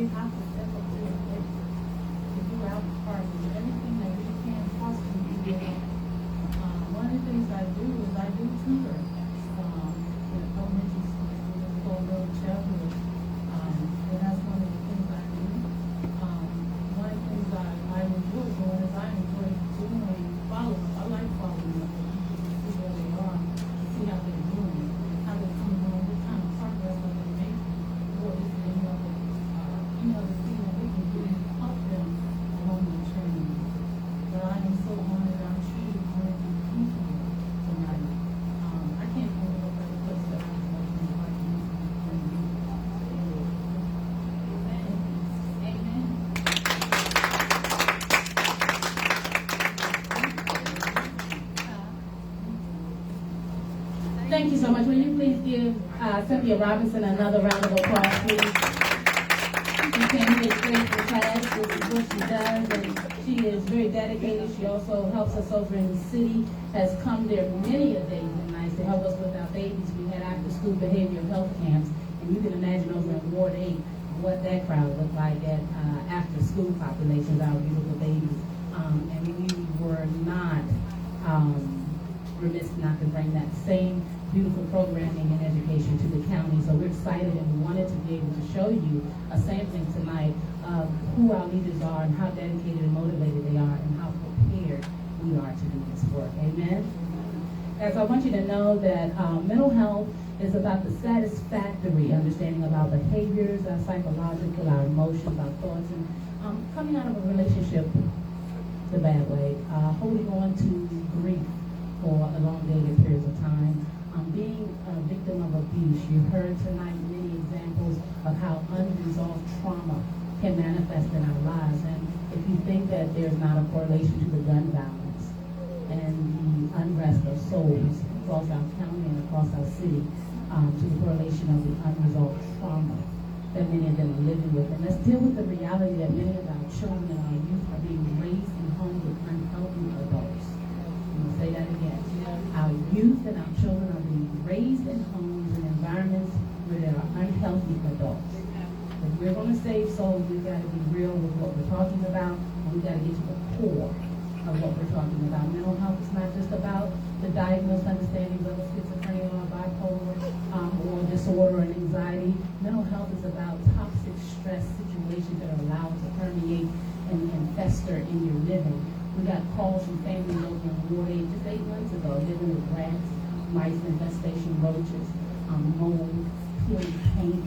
Guys, when folks are forced to live in these types of distressed situations with anxiety, living daily with no hope, no understanding, they're going to have mental health challenges. They're going to be depressed. They're going to be anxious. They're going to act out. They're going to be violent. They're going to hurt other people because they're hurt. And the reality is, until we can start having a conversation that takes all of this into account and understand that people's living circumstances, people that cannot put food on their tables, people who do not have a job, are living with mental health exposures. And as long as we know that, we have a responsibility to help them find their way. Everybody deserves a quality of life, regardless of what they're struggling with. Amen? Amen. Amen. And that is the core of our mission. We intend to build or erect a trauma center, a stand-alone trauma center, not because we feel like we needed another hospital, we needed another facility that was dedicated to deal with and address the issues that all of this wonderful research that the George Floyd circumstance showed us. There are too many disparities when it comes to medical, education, economical, and mental health care. And we can't just keep talking about it and waiting for it to affect us. That's not being proactive, that's being reactive. If we're going to save souls, we've got to teach our children how to be proactive. Amen? So the Healthy DCME Leadership Coalition has hung our banner here in the beautiful Prince George's County. What they call it, gorgeous Prince George's. You know, the that grew up in Ward 8, you know, we know about Ward 9, because, you know, we were just a little bit across the border, you know, wasn't nothing to come across the walkway. So these are our families that many of us went to school and worked with and grew up with as well. So when we say community, Healthy DCME Leadership did not want you to make the mistake of believing that it did not include our family and our beautiful community members in the Maryland, Prince George's County area and surrounding. So I thank you. I want to invite a beautiful soul. They tell me that Gio has made it in the building. We send our message out far and wide. We have so much fun being babies of Ward 8. You know, we can have a conversation. I tell my children all the time, I partied at 5, woke up at 6, walked through 7, and had to get home at 8. There were no boundaries or no gatekeepers. We partied all over the city. The city belonged to us. And like I said, we came across that walk bridge to Maryland when we wasn't supposed to, when the street lights went off. I was out there in all that mayhem. I told you my daughter has schizophrenia. I know all about that behavioral health thing. Somebody had to save me and get me on track. And I thank God for my beautiful big mama, because stigma is real, and you grow up as a child with these challenges and struggles, thinking that it's hereditary, that it's going to sit and stay on you, and there's nothing you can do to come out from under it. We have a responsibility to save our children daily. Hey, Gia, without any further ado, will you come up and give us a selection? I appreciate you coming out and raising us. I love her beautiful work. You guys are going to be able to echo the same thing. And I see some full bottles back there and a whole thing of eggnog and some other sandwiches and cupcakes. So please don't be shy. Without any further ado, will you put your hands together again for this beautiful soul, Gia? Thank you. All right,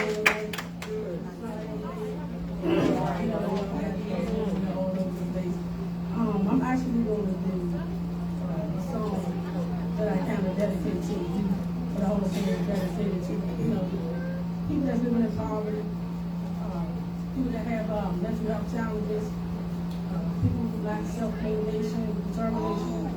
So, the name of the song called Peace.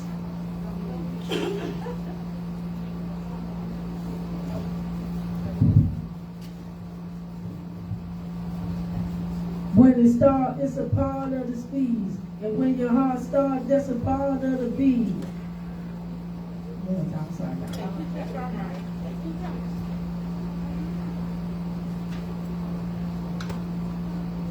When it starts, it's a part of the speed. And when your heart pumps, it's a part of the beat. Yeah, you talking about all the tools, aim, how they racing, all the moves. Yeah, you ain't even tell them about the rules. Yeah, you ain't even enforcing school. We need them lawyers and doctors, not sellers and rooms. You gonna take care of us now that we lead the Jews. I lost my father to a gun, my baby brother to a gun, some cousins and some friends and some sins to a gun. I don't need no pistol on my neck, that's that luxury. I don't need no pistol in my places, that's law. I'd rather be caught with it so they can steal my time than to be caught without it face down on the ground killed. Cause everybody thieves. Everybody thieves. You tell them everybody thieves. And then I said again, everybody thieves. The judge steal people's lives like people too. The cops take people's lives like people too. So why you acting like young people steal too? Cause we all been in some shoes and we ain't supposed to do that. Stop stealing, stop killing, cause everybody thieves. Stop stealing, stop killing. Everybody thieves. Stop stealing, stop killing. Everybody thieves. Everybody thieves. Everybody thieves. Stop stealing, stop killing. Everybody thieves. Stop stealing, stop killing. Everybody thieves. Stop stealing, stop killing. Everybody thieves. Everybody thieves. They say they coming like a thief in the night. The lie still kill and destroy these people's life. When you walk into an open room, keep this in mind. Too many innocent bystanders losing their time. Too many kids not growing up, losing their shine. They lining up to our culture because we lacking in people. And you can't say it's racist because we all is equal. There's three types of people in this world, good, bad, and evil. Get on your mark and in your stance and see it through. I had to slow down because I bit my tongue. But my story don't lie, I don't lie about nothing. That's probably why they really don't like me. Kato came too raw.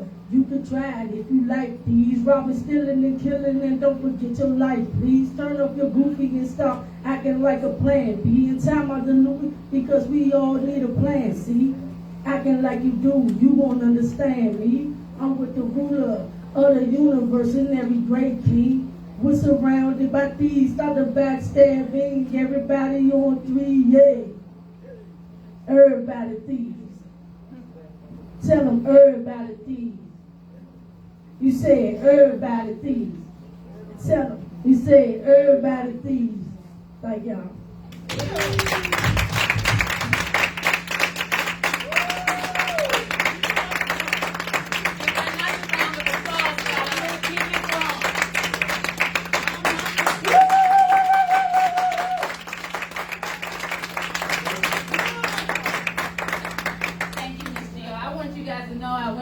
event. I was pleased and blessed to be able to support Pastor Coles at an event over at the church in Southeast on South Capitol, Pastor Young, Lord, I can't think of the name.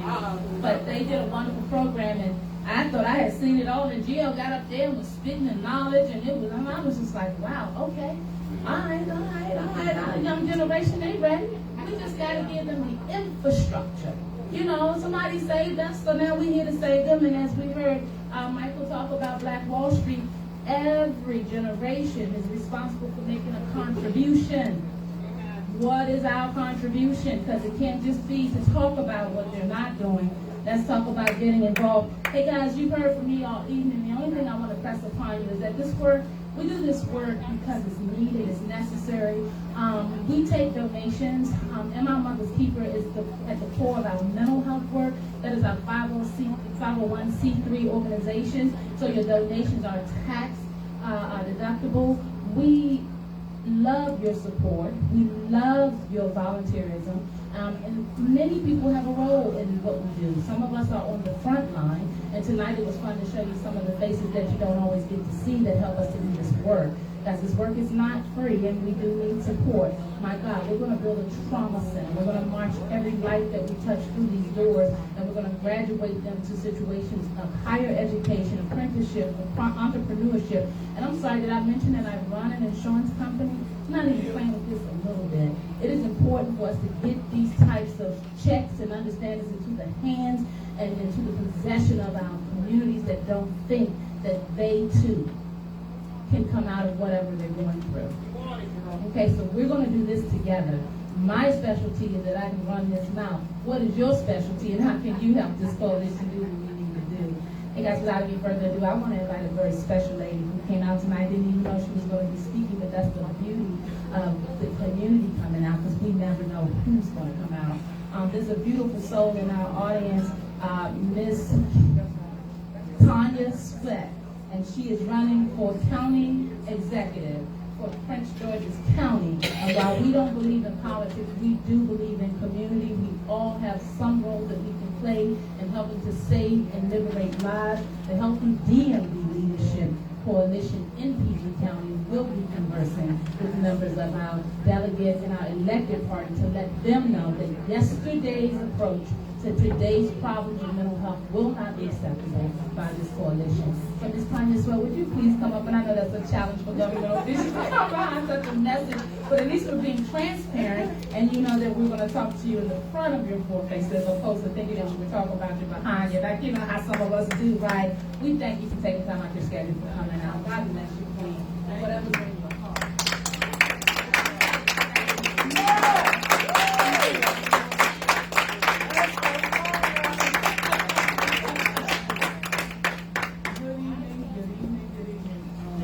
First, I'm going to say a couple things. One, I'm not a politician. I am a public servant. And this is actually my first campaign for an elected office.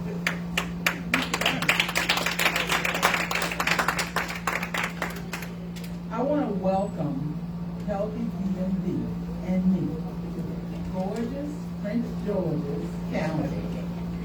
And I'm so glad that you're here. My brother, my friend, my community activist and advocate, Minister Kenneth Clark, invited me to come. And I did not come with a speech prepared. I did not come to campaign. I literally came to celebrate you all and what you're bringing to the community. This is needed more than you will ever know. And sitting, listening tonight is fortuitous. My God, your God, our God is intentional. Yeah. Because everything that's been talked about in this room tonight falls in my priorities in my campaign. Overseer, you said you keep it real. I'm going to keep it real too. We talk about gorgeous Prince George's, but let's be honest. Prince George's ain't too gorgeous right now. We got some work to do. And I tell everybody, when they ask me, why are you running for office? You're running for office because a man is black. I'm stepping out of my comfort zone because I've lived my life in the shadows. I've worked in my profession behind the politicians, making them look good to you, and got paid good money doing it. But when I stepped away from my federal service in 2014, thinking it was just to be there for my babies at home, a voice said to me, it's not just your baby, it's all the babies. And so I then stepped up to reorganize the PTSA at Occidental High School and adopted 1,400 children as my baby. My youngest child is sitting here with me. She's young, in her fourth grade. She attends Prince George's County Public School. But I knew I could not leave this county like I found it.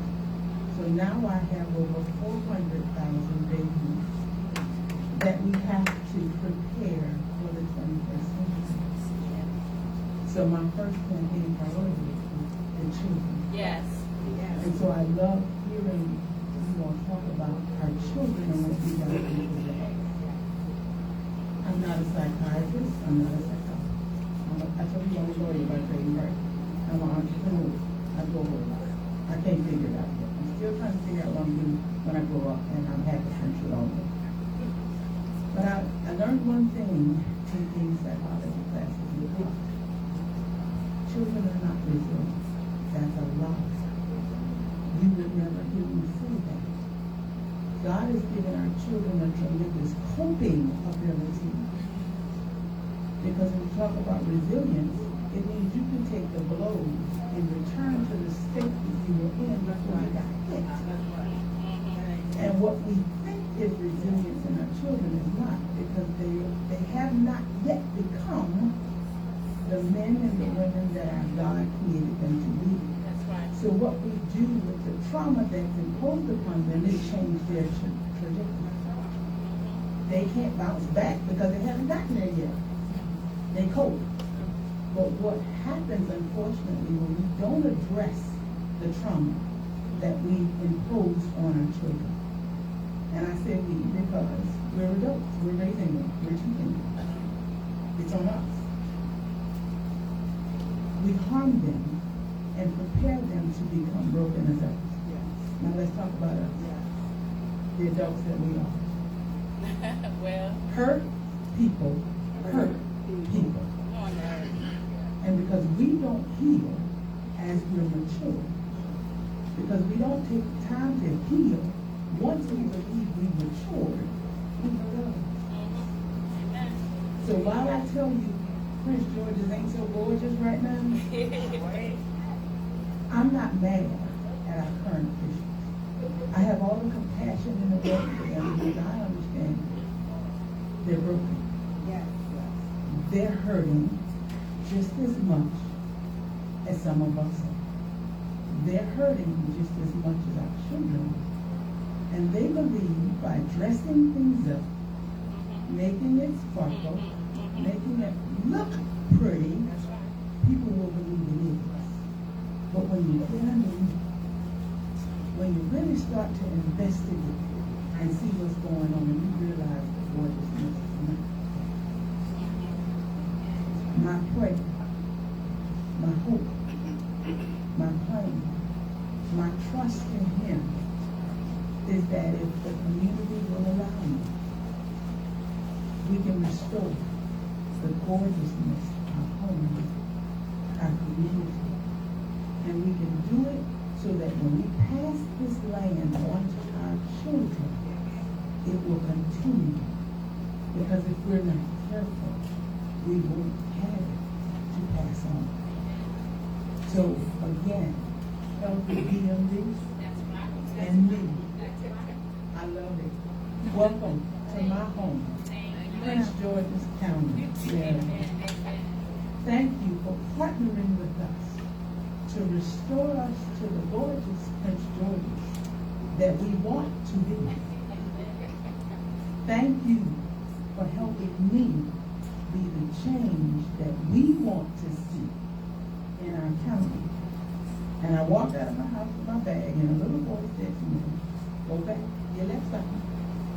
I'm going to leave a few of these with you all, just so you know who I am and how to get in touch with you. My brand new postcard. So you are the first one. And I tell everybody the phone number, the email on here, I am. It's me. It's me. Sure is. So if you email me, if you call me, you're going to get me. And if you see fit to support me, I will thank you eternally and forever. Because I'm not doing this for me. I could ride off tonight. And I'm a little coach with my husband and our baby. And leave our son in college with PA. And trust that he gonna be okay. I keep threatening to go find a spot in the Blue Ridge Mountains and hide out from the world. My husband said no. I'm gonna be good. Because I've done the work. I looked at me and realized what I needed to do. To be the me He created me to be. All I want to do now is help others do the same. Whether you're 0 or 100. I want to use our government to provide for you the path to get to your success, to get to your beauty, to get to your best life. Because that's what the government's for. So, if you're willing to work with me, I look forward to working with you. My website is TanyaSweat.com, and it's running 24/7.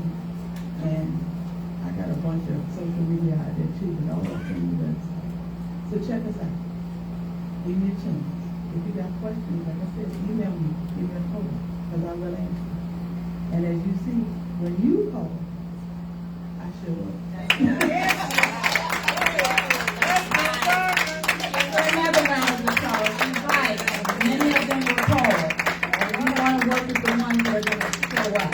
And that's what this is about. Showing up for our children, showing up for our families. Hey guys, it's been a beautiful evening. Wouldn't you agree? Yeah. I tell you, we've had some laughter, some dancing, some rejoicing. I want to call a beautiful soul up before we close out.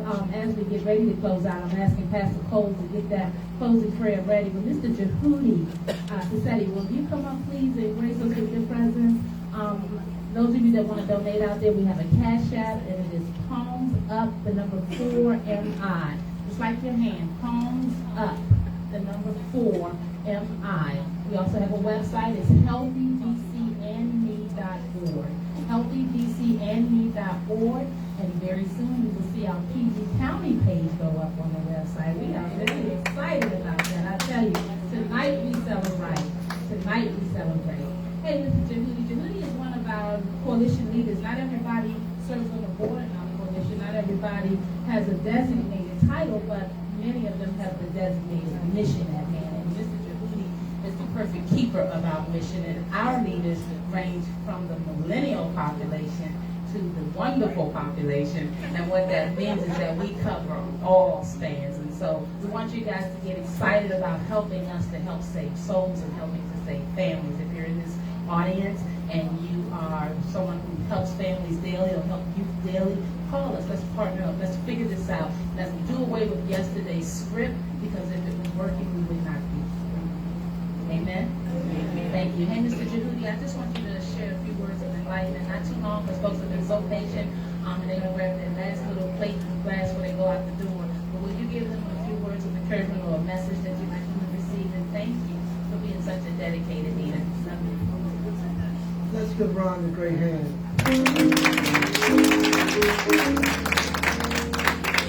Rhonda is a visionary.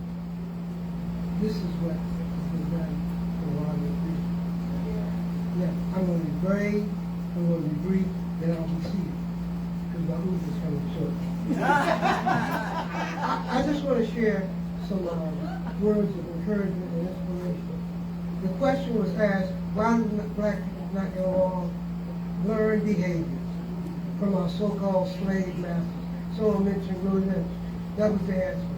We were divided by complexion, hair texture, facial features, age, sex. We're going to put an end to this. But I want to share with you a story right now, and I tell you this is under 2 minutes. And this is a chance where you'll get a chance to participate yourself. When I raise this hand, I want you to say yes. When I raise this one, I want you to say well. And when I raise both of them, I want you to say amen. Let's try it. Yes. Well. Let's go down Southern Baptist. Well. You know it. Amen. Once upon a time, a long time ago, people were born with transparent skin. Skin that you can see right through. You can see clear through their thoughts, read their thoughts. And most people's thoughts about other people was not positive. It was downright hateful and evil. So you can imagine what was happening when people were arguing among themselves because people read their thoughts. When God got the news, he was very upset about it. So he decided to descend from his throne and straighten out the matter. And when he came back here, people were bickering and arguing among themselves, so he decided to separate them and have them in groups. And he said, God said, group 1. And they said, yes. A little slower than that. They said, our problem is we don't like the color of our skin. So God said, well, what skin color would you like? So this group said, we'd like to have skin the color of a yellow canary. God said, let me think about it.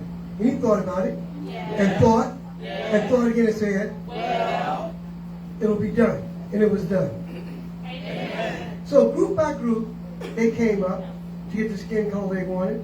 One group wanted the skin color just as red as the Georgia clay. That's Georgia.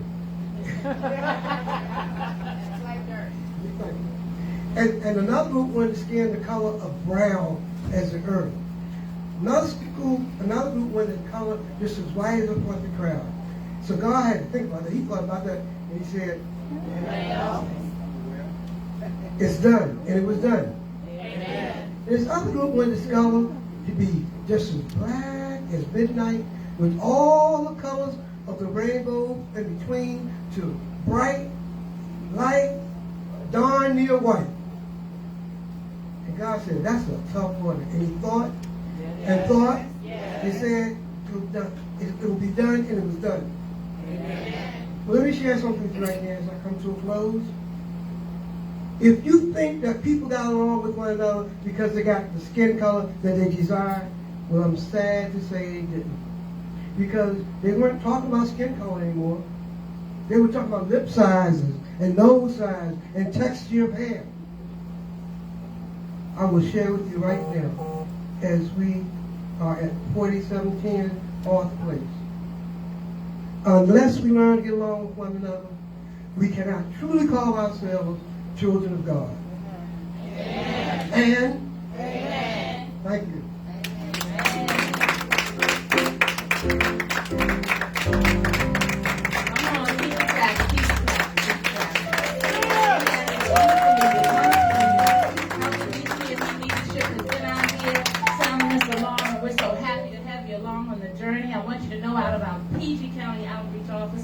We have 2 major programs that will support the adults and our youth. Our ALARM program is our Adult Leadership Academy Advocacy and Restoration Mental Health Programming. And what that does is it allows us to do an intake, provide case management, provide them life coaching, and then we provide a lecture series where they get to meet many of the professionals that are in our coalition that we formed partnerships with, whether it be a musical trade, whether it be entrepreneurship, whether it be financial understandings, whether their housing is challenged.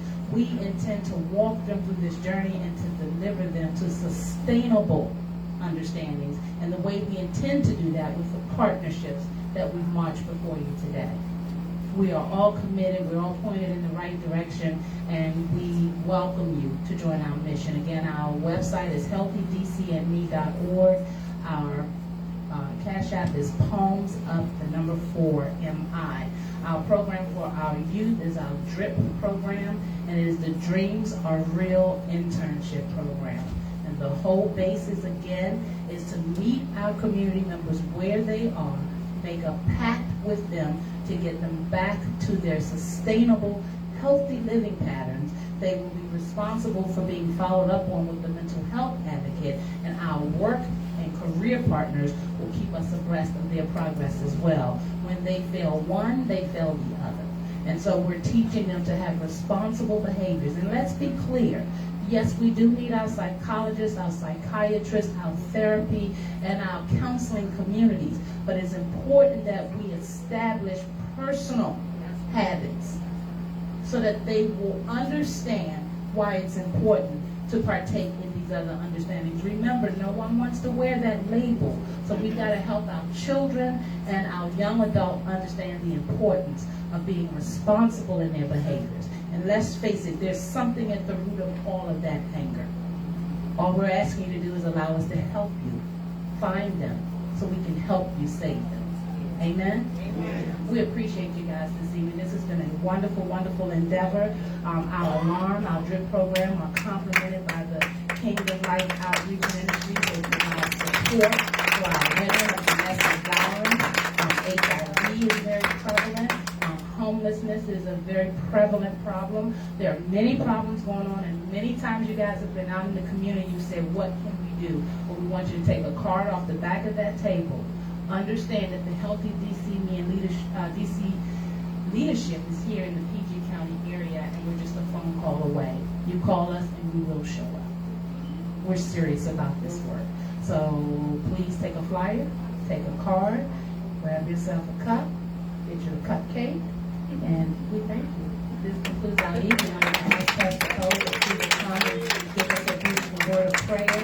We thank you. We're sorry we ran a few minutes over. I'm really proud of the evening overall. And I want to give a special thank you to my dear friend Andre, who does wonderful work over in the DC community. He took the time to come out here. He's helping to save wonderful young folk in the community as well as my family. And so I want to thank him because we do this work together. Amen.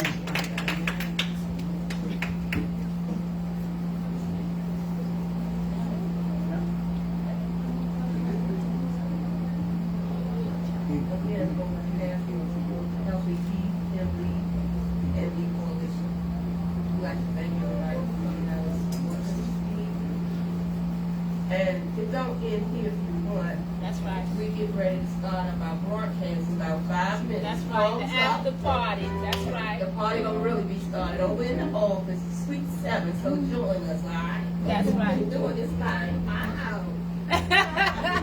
That's right. Facebook, stay tuned for Palms Up After Party. Okay. But please, also, and I would say this again: if you can't help us, don't hurt us. Stay away from us. Amen. That sums it up. I'm real. We ain't come off. Earrings come off. Try to hurt us. I'm gonna take you down.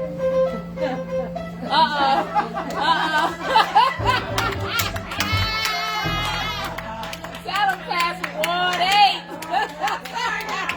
I'm a Ward 8 baby.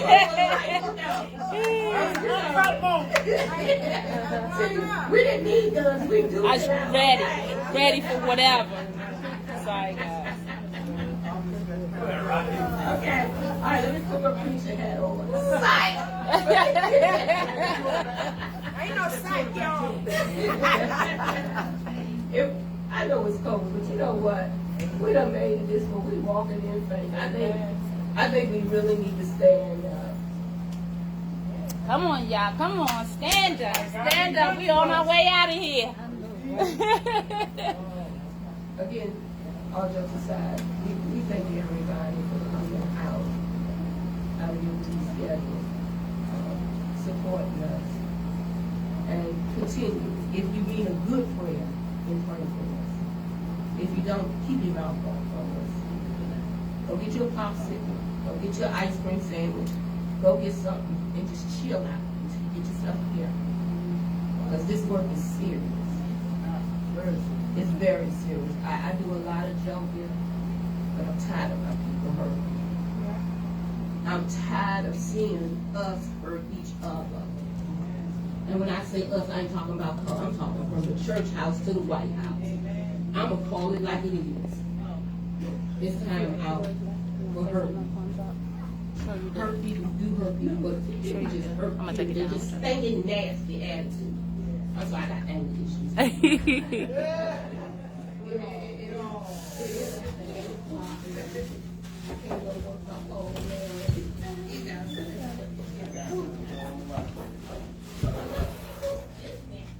Hey Facebook, it's your girl, Palms Up, Palms Up. Well, the after party is starting soon, and we're going to interview some beautiful souls. Just want to give you a shot of our PG County outreach offices where we are up and running and ready for business. So if you need help out there, you call us. We're still the same coalition, still ready to come and help you rescue. But this is our PG County offices. We're getting ready to do the Palms Up segment in just a moment, so if you guys stay tuned, we're going to be in the room in just a minute. I'm just rotating the camera, so get a friend involved, let them know what we're doing. Stay tuned, don't go anywhere. We're coming right back as soon as that prayer finishes. God bless you all. Palms Up. It's our first show back on the air. We got some beautiful souls that we're going to bring in front of the camera for you. All right? All righty. Stay tuned. Get a friend to join. God bless.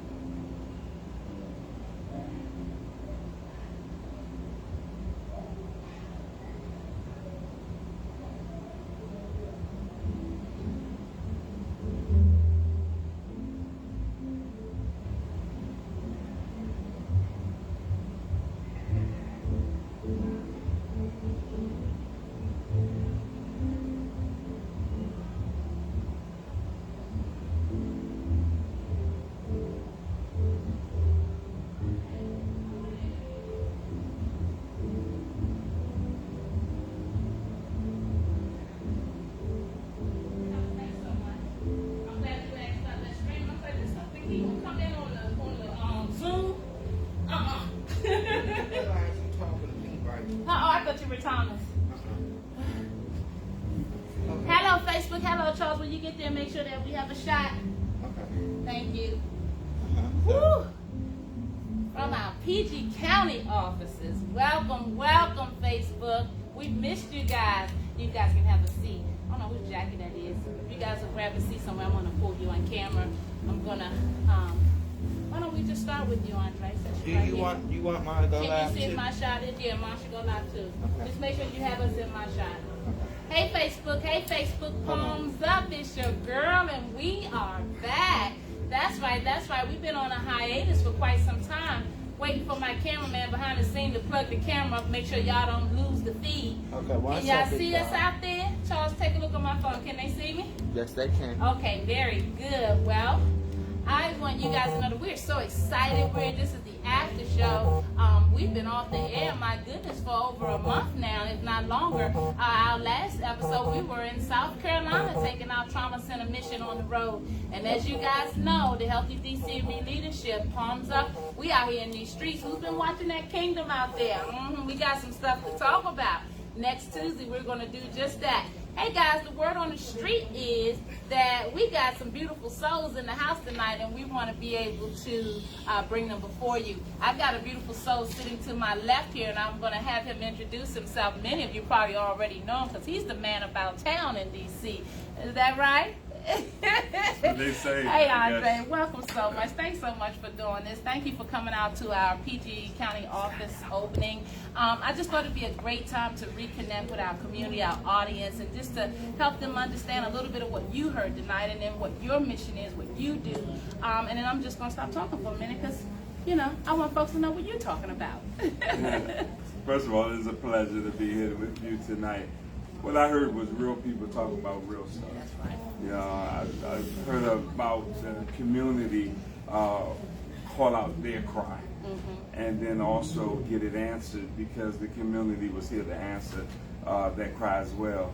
I am serving in D.C. as many hats. I was reaching in my pocket because I wanted to give one person a card, and then somebody else spoke and I wanted to give them a card, and then so I wound up reaching in my pocket and realized I had several cards, including my bank card. I'm just like that. My purse looked just so like I didn't know whether to give the Men of Influence card out to some of the leadership you have here tonight, or to give my pastor. I am the pastor of Agape Family Ministries. Oh, nice. I'm also a senior peer navigator for returning citizens in D.C. Many hats I wear. And so I'm just glad to be here with y'all tonight. I've learned and have experienced some wonderful talent here today. You know, we don't know what we have in our community. And tonight I had the opportunity to experience some great things in the community. That's Bishop Jackson, y'all call me. Yeah. I got people calling me all that. So I am appreciative of being here tonight. I learned a lot, and I definitely want to help bridge some of this experience and this work with you as we continue to grow. And I live in PG County. I appreciate that. And that's why we had to open up our outreach offices here. People know that we launched our trauma center mission, but many folks just weren't clear. And so as with anything, they want all the information right away. And so we've just been patient to make sure to hold down the lane, because one thing that people do know out there is that we need help. Our folks, our families still need help. We're doing as much work as possible, but there's still much that needs to be done. And as I heard you say, you wear a lot of hats. As a minister, you know, you're helping our return citizen. And so you're seeing a lot, and you're seeing that vulnerable population that we're trying to heal and save. And so as a man of color and as a man of God, where do you see, what's your projections for us as a city, as a nation, in terms of getting a handle on this violence? Well, again, we have to go back into the church. I am a pastor, so I believe that the church has not been doing its proper duty to the community. Trauma is right there in the pulpit. Trauma is right there in the congregation, and we have to reach that. You know, a lot of people are coming to church and they're getting saved, but they're not getting delivered from their mental health. You know, they're coming in with issues that bring them to Christ, but they're not healing to continue to work that relationship properly.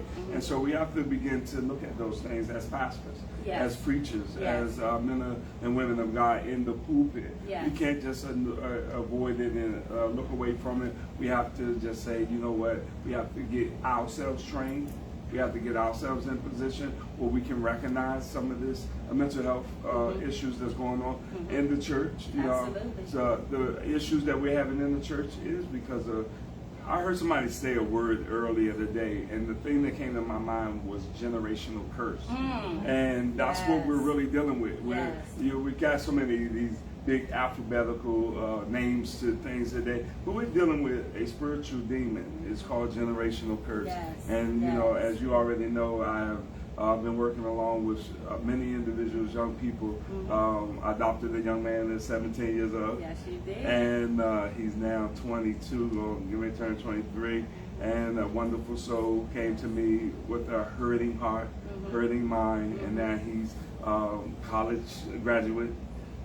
And he's moving on with his life, doing great things. And that's why we're out here doing this work, Andre. That's why we're out here doing this work, because the truth of the matter is, we're going to save us. There are many that can help us, but we will save us because we can identify what that story is, or we're going to turn that ear when no one else does, because we want to understand how we can save those that have the hearts. And you mentioned the passage, you touched on something. Part of our challenge in the community is getting the leaders from the church to understand that yesterday's understanding of what religion looked like, or what, you know, testifying or saving, so it has changed. And folks are hurting out here. And so I appreciate you, because when we can get men of stature to speak on it, then you know it's so, right? And I know that we have a long way to go, but I just want folks out there to be encouraged. There are folks that are sitting in your position that do care, that do get it, and that we will help them if we can get them to just trust. Trust is huge in our communities. We have failed our communities as a whole, and so it's time to go back and give back. And so I thank you for stepping up to the plate and being that man of God. And that young man that he adopted was a young man in my family. So I appreciate you because you helped me to validate this mission. Sometimes even our family are not going to be the ones to come to the rescue, because stigma around mental health and acknowledging what it's really going to take to help people is what this conversation has to be about. So Mr. Andre, I thank you. How can people get in touch with you? Because, you know, you out here in these streets helping folks, and we want to make sure that they know who you are. Definitely. I'm out in the street every day. I drive a blue car, a green car, a white car. You know, I usually have on a different hat. You know, so you can identify me. But all seriousness, I'm at University Legal Services most of the day. I work with mental health with the returning citizens that's suffering with chronic mental illnesses. I am also the founder and organizer of Agape Men, and I'm also the pastor of Agape Family Ministries of Washington, D.C. and College Park. So that's how you can reach me. You can reach me both, and I'll leave that information with you so that you can have it for email addresses, social media pages, and all those things. And believe me, I'd be so busy I can't remember all that stuff they give it to me. I know, right? I know. And I'm telling you, it takes us old soldiers to come out here and really get this work done for real. So that's why I'm really excited to connect with all our wonderful partners across the line. And this opening in PG County is so huge because we know it's Ward 9. We know DC got 9 wards. And so we're all family for real. And so we want to make sure you guys know that this is a new day. It's time for us to start doing this together. There are folks on every level, every generation that are a part of our coalition that want to do work and help save you and liberate you. So, Andre, without any further ado, I thank you. Thank you. I want you to get home safe, and I appreciate your support, brother. Definitely appreciate you. Thanks. All right. Palms up out here. How you doing out there? Who's watching that kingdom? You know how we do. We got another beautiful soul that we're going to invite, our beautiful Miss Gio. If you will come into the platform, palms up. We told you we had some beautiful souls, and we want you to know whether 8 or 80, we don't care. We want you to know that we want you to live your best life out there. And so we're going to bring every kind of person in front of this camera to show you that you too are a life worth saving and living. Hey, Miss Gio, thanks so much for coming to the platform. You know, I'm a hugger. Gio, we got to save some souls, so, you know, we got to come and mix it up on this Palms Up platform. We basically want to point out that we can all be doing something different to improve the quality of life. And if we're hurting out there, we want them to be able to identify with someone's message that's going to empower them to speak out. We get calls all the time from folks that are telling us that they're going through. And the biggest thing is that folks are not compassionate enough out there. And then when I saw your talent and I saw you speaking, I'm like, I got to find a way to get my folks to bring the walls down so that we can help save some lives. And that beautiful talent that you got, I mean, talk to me. And first of all, where you from? And tell them who you are out there. I'm from Washington, D.C. Oh, that's so modest. What part of Washington, D.C.? I'm in Ward 2, but I was actually raised in Ward 8, Linda Poland. That's right. Word up, Linda Poland. Palms up, Ward 8. That's right. Alumni of Washington Highland, which is now known as Furby Hope. Which is also now being renovated. So thank y'all for that. I don't know if I should much feel needed. Definitely. I'm quite sure that they'll probably feel a whole lot better when they walk into their school, where their school look beautiful. Me personally, my music, I try to write about realistic things, things that people can relate to, actual trauma that I actually went through. Trauma that I've seen people go through, which helped me realize that mental health is really a big deal, and it really is a big issue. I have a lot of friends, a lot of people that I see, a lot of youth are actually suffering from this very badly, and I feel like they just need an ear for someone to listen, and I think that's what Palms Up got going on here. That's right. And that's why I would, anything that you guys need, just let me know. I can come out and support. I would love to speak to you. Yes. I would love to, if I could, come on board. If you got some time, it'd be like a mentor or something. Absolutely. To the youth, to adults as well. Absolutely. Just like Andre said, it's like we're dealing with a generational curse, and that's just something that's just been on my headline, on my topic. And I did some research on that because I wanted to try to understand where the violence is coming from, where the anger is coming from. And I don't know what made me come up with that. And I Googled it, and it's actually something. So, just to define it a little bit, what a generational curse is, and is that we're actually suffer from things that was passed down from our fathers. So when you look at that and it's something that's being passed down from fathers to generation, then you got to look and say, okay, which father did it start from? I mean, we have a lot of fathers out there, right? you know, so, and it goes all the way back and all the way back, and then if you think about it, that it's been traumatized for centuries on down, and decades on down, and it's just rub and go. So taking the responsibility as an adult and playing your part.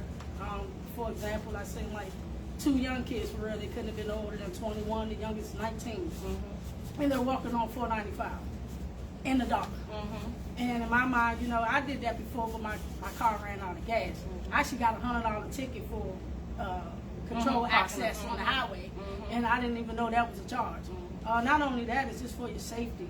And then the point I'm making isn't that you don't see anybody walking on the highway. That's right. So it's not an option to walk on the highway. So some things you should do and some things you shouldn't do. But at the same time, sometimes, you know, for being traumatized, you really don't know how much danger you put yourself in because you're not really clearly focused or saying what you're doing. You know, so, and my hat's off to you, Queen, because a lot of your generation aren't woke. They're not woke, and what we're learning with your generation is that we've got to be able to have folks such as you come before them because they ain't buying it from us. We done failed them. We done let them down, and they let us know, no, we ain't doing it y'all way, you know. And that's what we take heed to, you know. And you talked about something, generational curse, which is real. You know, when we our mental health leg of things, we do suicide counseling, and we talk to children in the community center setting. And one of the things, the single most thing that they tell us is responsible for where we are as a nation is the generational divide, the communication, the breakdown. We are a generation that we're told what to do. We didn't need no negotiating. We didn't have the luxury of the negotiation. We were told what to do and we did it. My father, my beautiful father that I lost to his heroin addiction, I tell you one thing, he showed me where the drug strip and showed me where I wasn't supposed to be because I come from a generation, you do what I say, not as I do, right? Well, now you off generation, like, no, we're not buying that, you know, so we have to dig a little deeper to reach you all. And so I applaud you, and I'm always on the lookout for folk that we can bring into the fold. So I certainly accept your offer to help us with our beautiful people because we're going to have it. It takes us to save us, whether it's political, whether it is educational, economic, housing. We have a plethora of issues, and the first thing we got to do is learn how to communicate. But a lot of times we don't do it because we don't trust. And the first step, not to cut you off, but the first step in communicating is actually listening. Because the person's going to tell you exactly what's going on. You have some people that's not going to talk at all, so that's where your transferable skills come in there. We got to ask probing questions. You know, trying to figure out. And then you have your life experience where you can already kind of tell what a person is going through or who they are. But again, you can't judge books by yourself. No, you can't. And I'm glad you said that. I want to promote that because all too often when mental health is a part of the conversation, folks start getting a little uneasy because, oh, a psychiatrist or a psychologist. I had someone come up to me when we did our grand launch event, ask me, well, don't I have to be licensed? Well, let's be clear. It depends on the level of help or work that you're trying to do. But to be able to give a listening ear, to give a caring heart, you don't need license or certification for that. But if it's your intentions of counseling and mentoring and being responsible and accountable for the advice that you're going to provide people, then yeah, you're going to want to know from a certifiable standpoint what you're talking about. But let's be clear out there. You have lived experience. You're about the best counselor that folks can have or reach out to because you know what they're going through and you can give them the empathy that's needed. And let's talk about this culturally. Culturally, we've got to do better because, I mean, the statistics don't look good for black doctors. And you might think that it's not necessary to have a black doctor until you get in front of that doctor trying to talk about real life experiences and they don't relate. Exactly. And so then you still leave out there and you're not whole. So let's face it, are we getting therapy to be whole or are we just kind of going through the motions? And that's why we're challenging yesterday's systems of mental health because are you really intending to heal people? Give people something that they can hold on to and deliver themselves from? Or are you just marching them back in to sign a piece of paper and pay people to say that you're doing it? See, we're kind of trying to call all that out because people's lives are real. the quality of life that people are living are real, whether you're diagnosed or not diagnosed. You deserve to live a better quality of life. If you're someone out there that's struggling, I want you to hear from the different beautiful souls that are on our platform, whether you're younger or older with this, we all go through. We all have a journey. The truth of the matter is if you stay closed up, you stay angry out there, you stay pulling those triggers, you stay hurting people, you don't get any further to your deliverance. And so palms up.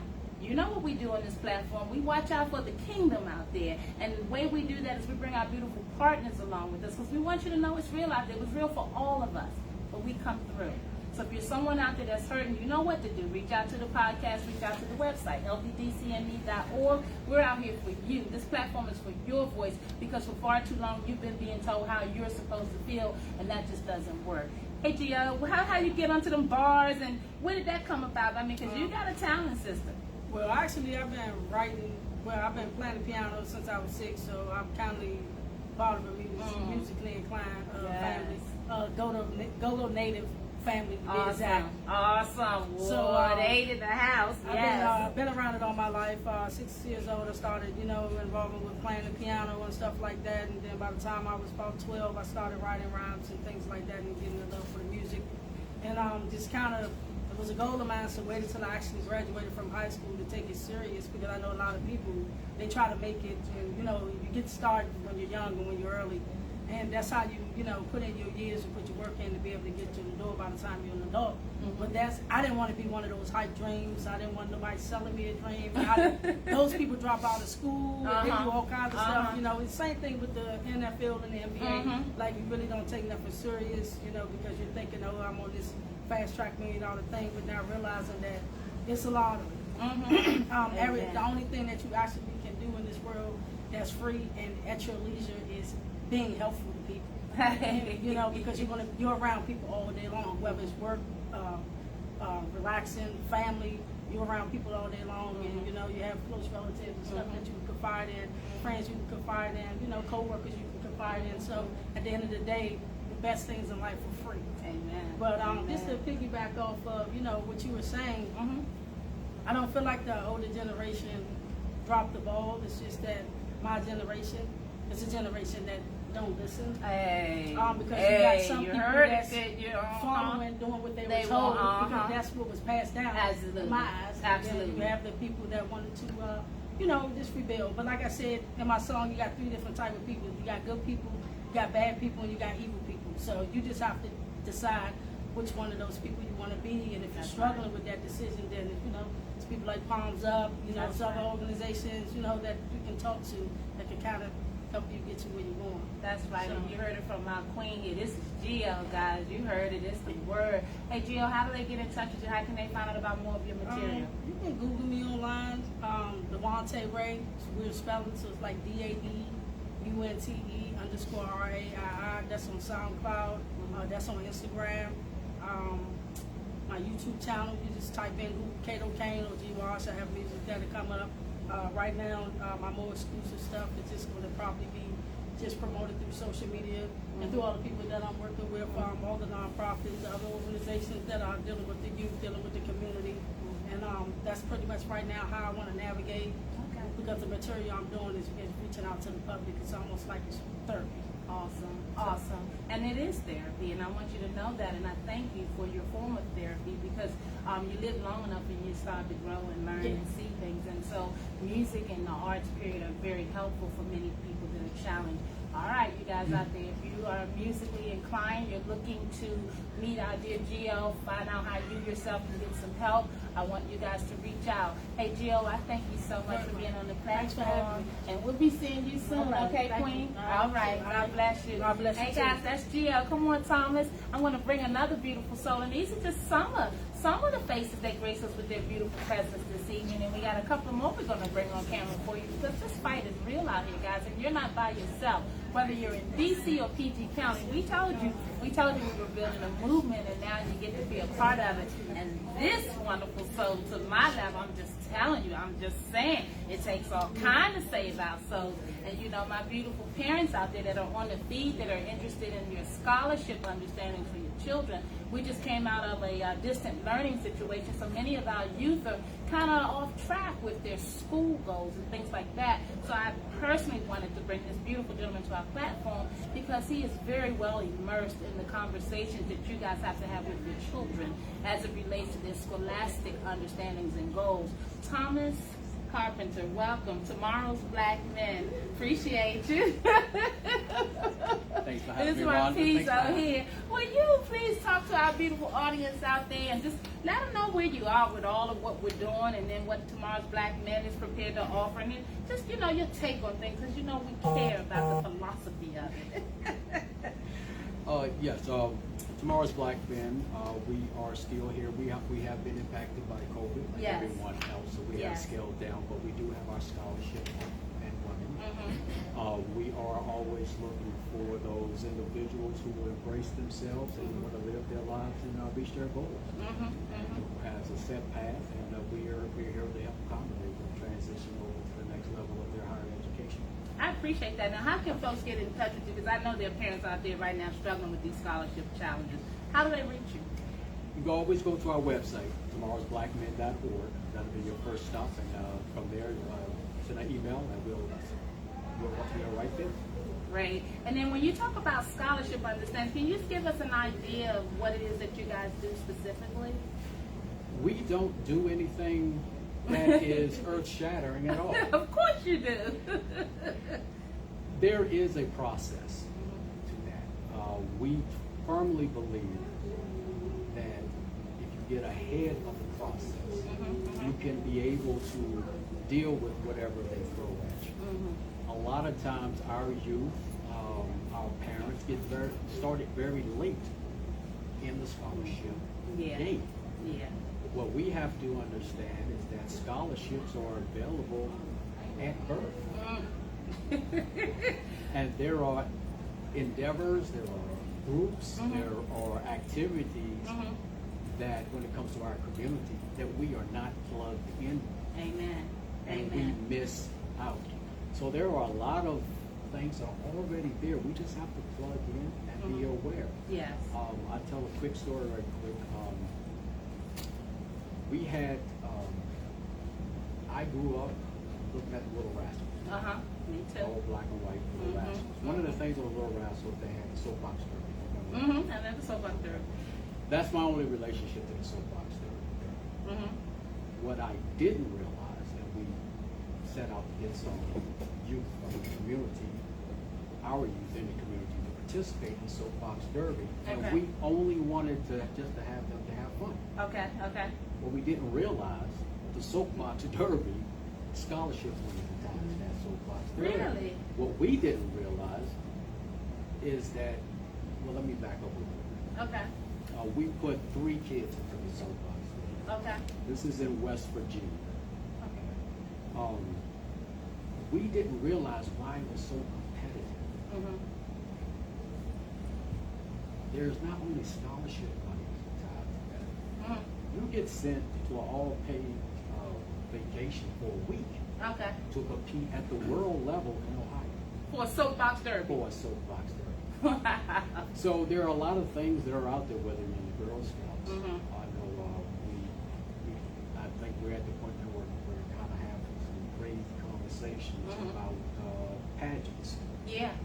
These little girls and these little boys are saving up for college at a very young age. But too often in our community, we're not plugged into the very system that produces results. Yeah. If you wait until 11th grade year, 12th grade year, it's already too late. Yeah. It's too late. And that's what a lot of them are finding out. So we stress on getting ahead of it. At the very least, starting in the 8th grade. And be aware of all the programs and make the school work for you. Make those counselors work for you on your behalf. Make those teachers work for you on your behalf. There is a game within the game. Hey, we have to learn. I like that. There is a game within the game, and I love it's so relevant. And the reason why I wanted you to talk to our audience is because I'll give you an example. I know that with the golf outreach that we have, many of our children in the black community are not interested in golf, not at all. They'd rather do the basketball or the football. But the reality is that golf spends $87 billion a year. So we can do a lot of scholarships with that kind of money, and the reality is that they don't necessarily have to play golf. They just have to be affiliated on some level, learn about the aerodynamics of it all, cutting the grass, running the business, whatever. But the reality is that they could be what they call it, the caddy. They have many different aspects of it, but what I found exciting is that seventh grade, the golf community will start tracking our children, and as long as they have certain grade point averages, they will take them into the fold, and obviously we have to keep that regimen of golf in front of them. But I took some of our children out there, and they were hitting that ball like nobody's business, like they knew what they were doing, and they didn't. But they didn't know the STEM. They didn't, STEAM now, because it's STEAM now. So the reality of how we can help our community and how we can help graduate our children starts with us understanding that we've got to put our children in front of these processes sooner than later. And to do that, many times we have to be disciplined parents and guardians out there. And so sometimes we need a support system to help us to do that. And so that's what our coalition intends to impart into this conversation. We cannot keep graduating our children and our youth to circumstances that don't have winning opportunities at the end. And with so many industries spending so much money, why aren't we in these lines? Why aren't our children and our young adults thrusted in these opportunities? And so we want to be able to address that, and I want you to meet the types of representatives and individuals in our coalition that are solely dedicated on making sure that your child, your youth, or you yourself are able to grab hold of these opportunities that are out there. Service linkage, to me, is the biggest challenge that we're facing as a community. Service linkage and management of the resources. Because they have a bazillion programs they'll tell you every day. But the truth of the matter is, do you know about it? Are you motivated to go and apply for it and be impacted by it? And then who's monitoring and offering oversight to make sure this program even offers the level of output that you're seeking? So we've got to start holding them accountable simultaneous to making sure that we're holding ourselves accountable and providing the types of resources that are going to move our families and our young people forward. Do you got anything else you want to share with our beautiful audience? Because I know how much you love being in front of this camera. I'm a more behind the scenes type guy. Yes, you are. One of the things that we always want to stress is to embrace your individuality. Yes, yes. We talk about basketball, we talk about sports. A lot of our youth feel like this is the only path that they have. And the truth of the matter is, it's not. It's not. So we try to work with youth. We have those conversations, and we tap into the individual talents, and we want to promote those. We love that. We want to promote those. And there's many different paths to get to the destination. We want to be able to put those choices out. Hey, you heard it, tomorrow's black men. That's right. Hey, and when we celebrate us, we're not alienating anyone else. Those aren't our intentions. It's just our intentions to uplift that which deserves to be. We know the history. We hear the stories. The truth of the matter is, we too can come together and do the types of positive things that render positive results. It's your girl, Palms Up, who's watching that kingdom out there. You know we are. Hey, Thomas, I thank you for all that you do for the coalition. I thank you for your commitment to education. And with this PG Center, we're going to be marching more folks in front of you, so I can't wait for them to get a whiff of you, because I know that you're about graduating our young people to positive outcomes. Thank you. Tomorrow's Black Men, how do they reach you, sir? tomorrowsblackmen.org. Send an email and we'll get right back with you. Thank you guys so much. Hey, Thomas, I appreciate you. All right, love you. Oh, love you more. Hey, come on over here, Miss Tanya Sweat. Guys, I'm telling you, they came out from all walks of life, and don't you even think we're done, because I got the energy for you at the end. That's right. Hey, Miss Sweat, how you doing? God bless you and all of your wonderful bravery and your tenacity, and just the fact that you're just running because somebody got to come out here and save some souls. And I mean, it couldn't have been a better timing. We love your message. Thank you for being here. And guys, I need you to know something, because we always turn a deaf ear to politics. We get it. No one likes politics, but somebody's got to make these decisions. And part of the challenge is that when we don't have the right people in there governing, then your outcomes, your accesses are limited. And so I want you to meet the everyday people, because that's who we are. We're everyday people who decided that we wanted to see something different, and we know at the core of this is that hurt people are hurting people. So if we're going to stop those guns, if we're going to get our folks off the street, and we're going to get our folks motivated to do positive understandings and sustainable behaviors, we've got to make sure that we put before them the types of resources and soldiers and soldierettes that are dedicated to taking care of the kingdom. And this beautiful soul who I just met tonight, who impromptuously stood up to represent for this county and to welcome us, we are so pleased to have met you, and we don't think that that's a mistake, because we know the God we serve doesn't make mistakes. So thank you, Ms. Tanya Sweat, and welcome to the platform. So they tell me you're running for county executive? Yes. So that would mean that your opponent is? Miss Angela also. Angela also puts, I mean, we got to educate them out there. I'm just saying, don't know who you like, and we don't purport to get into politics, but we do get into life. And so we do understand that one of the roles that you are proposing to play in this county is someone that would be making decisions to help change the lives of so many that need it. You talked about children and being at the forefront of your mission. Would you elaborate a little bit on that for folks out there? Absolutely. Everybody asks what my platform is. I don't have a platform just yet. We're starting just now to write it. And it's going to be extensive. Okay. But my campaign is based around 3 priorities. Okay. My first C is children. My second C is the community. And my third C is company. I love it. I love it. And I started with the children because I can influence adults. It's difficult to change the mind of an adult. Yes. Especially when that mind is made up. I will work as hard as I can to influence and inspire the adults in the community.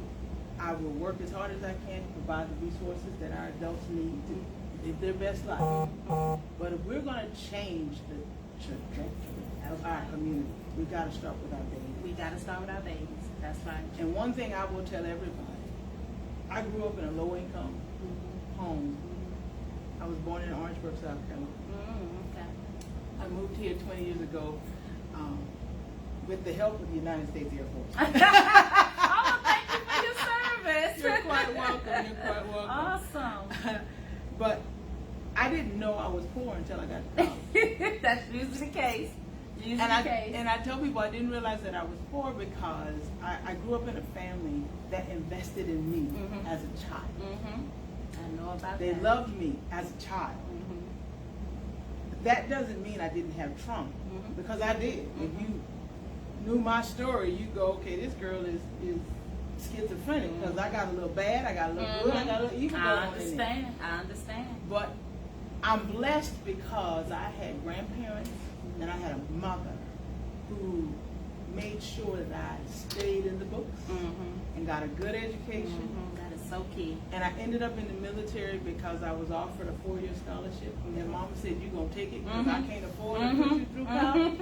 Yes. And so because of my military service, I tell my children I now have 5 degrees. 4 of them I got for free. Wow. Awesome. So it can be done. Yes. I told you all earlier, God is intentional. And it is intentional that I'm following up your last speaker to talk about. That's right, because if we don't have the money or the credit, we better get the knowledge. And I tell people, I am a living example of what can be done. What happens when you invest in your children. Amen. Amen. Despite all the suffering, despite the trauma of growing up without my father, I'm a success story. Yes, you are. Yes, you are. You really are. And bold enough, brave enough, faithful enough to step out into the spotlight and say, here I am. And if you listen to just a little bit of what I got to share of my life experience, I think we can do better. Yeah. And I acknowledge, because my son, our only son, graduated in 2020. And so I have a lot of experience with the school system here, and I know what we've done to some of our babies. Yes, and I'm sorry. I mean, you're talking some real stuff. G is our next guest. Would you please get his attention? Hey, Facebook, sometimes when you go live, you don't have time to say time out or what have you. This is such a beautiful soul. I don't want to do her an injustice. I want you to know that she's talking some real stuff. You were just talking about you being the success and the example of when your families invest in you, and the reality of you coming back to help out children. Exactly. Okay. And so we got to catch the young ones, K through 12. But we owe a debt, a major debt, to some others. And they're not classified as children anymore. Okay. Some of them are young adults. Some of them are older adults. But our education system failed them. Yes, they did. Yes, and so they we've did. got to do work there as well, hence my second C community, because that's the bucket, that's the catch-all. That is the catch-all. For everything else that doesn't fall in that children category. Yes. And I'm glad you talk about the catch-all, because that's why our messaging, that's why we turn it so hard. We keep driving the point that yesterday's definition of mental health are not going to save today's challenges, because there's that catch-all population that we don't get to go back and start over for them. We got to meet them where they are and bring them forward. But to keep taking the same approaches mean that we're going to still be reactive in our getting to the table in time. And so we do have to get out in front of it. And every time we leave a community and I look in the rearview mirror and I see my brothers on the corner, we're still failing them. We still have to help them to understand that which they didn't get. And so I love that. And you know, in our community, they don't care nothing about you until they know you care about them. So I hope that you guys are listening out there. This is not about politics. This is about real people stuff. And you don't want people in those offices that don't care about your real people issues. And the reality, if you're a child out there or a youth, a young person that's struggling, because many of you are very, very capable and you do pay attention, we want you to know that we do this work for you. We're out here for you. So reach out and let us know. This is Ms. Tanya Sweat, and I suspect that even if she was not running for county executive, she'd still be fighting for you and your rights. And so I want you guys to put yourself in front of positive people that are going to make decisions to help change your life. And then hopefully your parents and those of you that are responsible to vote out there will start taking heed to the folks that are coming forward, bringing a positive, genuine message, because that's the only way we're going to change this. We got to get out in front of it. Hey, Tanya, is there anything else that you'd like to share with our listening or our viewing audience on social media? Absolutely, absolutely. To find out more about me, best place to go is TanyaSweat.com. Everything is there. Okay. My life right now is an open book. I'm not hiding anything. Yeah, I mean, you totally pretty much have to be as a public figure, right? Absolutely. Totally transparent. So when is the race? When is the actual vote? When do they have to vote? The primary election is June 28, 2022. Awesome. So you I'm got on started the trail. early. Oh, Yes, I did. Nice. Are you looking for volunteers? Absolutely. I'm looking for volunteers. My treasurer would beat me if I didn't say we're looking for donations. Okay, that's right. That's right. Where do they send your donations to? All that stuff is on the website, TanyaSweat.com. Okay. I'm taking donations officially through ActBlue.com. Okay. We want to make sure everything is legit. That's We're going to right. do this the right way. That's right. And I did start early. I had to start early because I worked in the background. I'm an attorney. Not trade and practice. Okay, so an attorney and a military service member and a veteran. I'm just saying, do your homework out there. Exactly. Know who you're talking to. Awesome. I practice law in 3 states, South Carolina, Maryland, and the District of Columbia. Awesome. Working for the federal government, working in the military as an attorney. You work for politicians. Yes, you Whether do. they're general officers That's right. or whether they're elected officials. That's right. I've written laws and regulations. Oh, so you're real in these streets. Yes, Okay. that we still live by. Yeah. I've had to enforce those laws. Awesome. I've prosecuted. Awesome. I've defended. Okay. And at this point in my life, I want to catch our community before they end up in that court. Right. That's right. It's like we can do this. We can do this as long as those of us come together. Because we've been out there, we see it, we understand it, and we know where we're trying to help them get to. So we just have to have a made up mind that we want to help. Absolutely. And I just gotta say, word on the street is you had a youth summit and they came out. Said them babies were talking about what they want to be when they grow up and everything. See, I'm just saying, you are an influencer like that, and I love that. So guys, I want you to do some homework out there. You know, a lot of times we don't vote because we don't know the names, and we say, I don't know who that was. Well, now you do. Palms up who's watching the kingdom out there. I need you to know that for your life to get better, you've got to be engaged, you got to be involved, you got to speak out, you got to trust. All right? Everything is one step at a time. But we're out here. We want you to know that we're talking to the politicians, talking to the scholarship folk. We're talking to your colleagues, your millennials. We're putting this message everywhere so you guys know that your life is worth saving and that you are loved. Hey, palms up. This is Miss Tanya Sweat, and she's running for county executive for Prince George's County. Don't know who you're going to vote for, but do some homework. Check into this veteran, this beautiful woman of God who's out there fighting for the children. And what were those 3 C's again? Children, the community, and we're going to do this with competence. Hey, it don't get no better than that. Palms up. Hey, good luck, Miss Tanya Sweat, and I hope you will come back to the platform. Absolutely, absolutely. I'm on the trail. Oh, that's sweating right. for a stronger Prince Georgia. Hey. So call me. Hey. I want to hear my sister. You heard that. We're going to do that. And remember, it's not till June, so you got plenty of time to stomp it up. Get involved. The best experience that you can put yourself through is to be exposed to a political campaign so that you can understand just how that works. But you got to go take that knowledge back to your community. We got some lives to save. Absolutely. Palms up. Palms up. Hey, Tanya, thank you so much. Thank you, my darling. Meeting you. Oh, my it's goodness. my pleasure. This is the I've first been of blessed. many. Yes. Absolutely. We're going to be keeping an eye on you out in the Yes, community. ma'am. And whatever we can come out to do to support the overall message, we want to be a part of that, okay? And thank you for coming to Prince George's County. Oh, 'cause we need absolutely. you. Yes. We've been keeping an eye on our dear Kenneth Clark, who stomps heavy for you. Yeah. He wasn't going to have it any other way. Mitch Garner, we got to get the PG count. So he's going to be on the Palms Up platform with us next week, and we're going to really be talking about and diving into it. So please let him know what you need in soldiers, because you know he got a coalition behind him, okay? And we're going to talk later about Yes, the we vision will. I had this evening for you, my darling. Oh, well, there's a vision for me. I love it. Okay, so that means we definitely going to be speaking. Yes, ma'am. God we are. bless you, Thank Queen. You. Talk to you Thank soon. You. Look, All stay right. beautiful. Okay, back at you. All right, going out there and stomping. You know those folks won't vote unless they like you. Hey, guys, she's one of you. Check her out. Hey, guys, without any further ado, I want to bring some beautiful energy to the set. Without any further ado, I want to invite my dear colleague. This brother's been out here working so hard, and I don't think he gets the justice that he deserves. And, of course, the Palms Up has been off the air for the last month or so. He went down to South Carolina with us, and we tore that up. And he's just out here. He's a minister in training. He is our beautiful, we call him G. You may call him Gary. But you come onto this set, G, and help our folks understand that you are into his eyes. Hey, baby boy.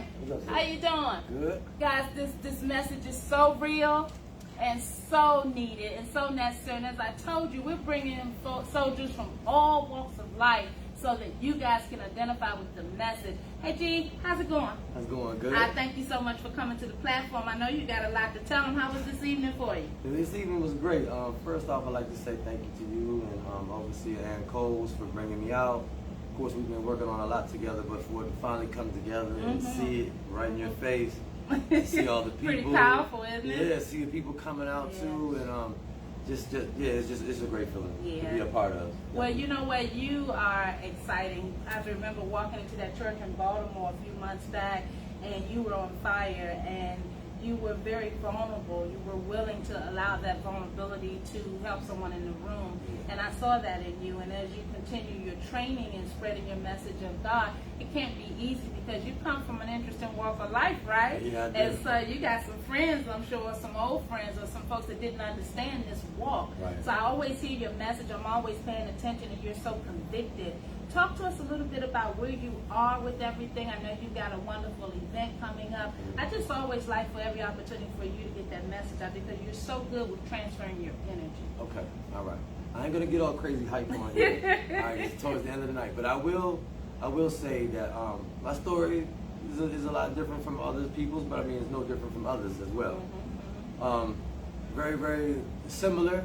We all have family members that probably have walked down this path. I am so into what we're doing here because the mental health piece is something that I experienced a lot in my life. Early childhood trauma, that is a very, very big advocate of where I am.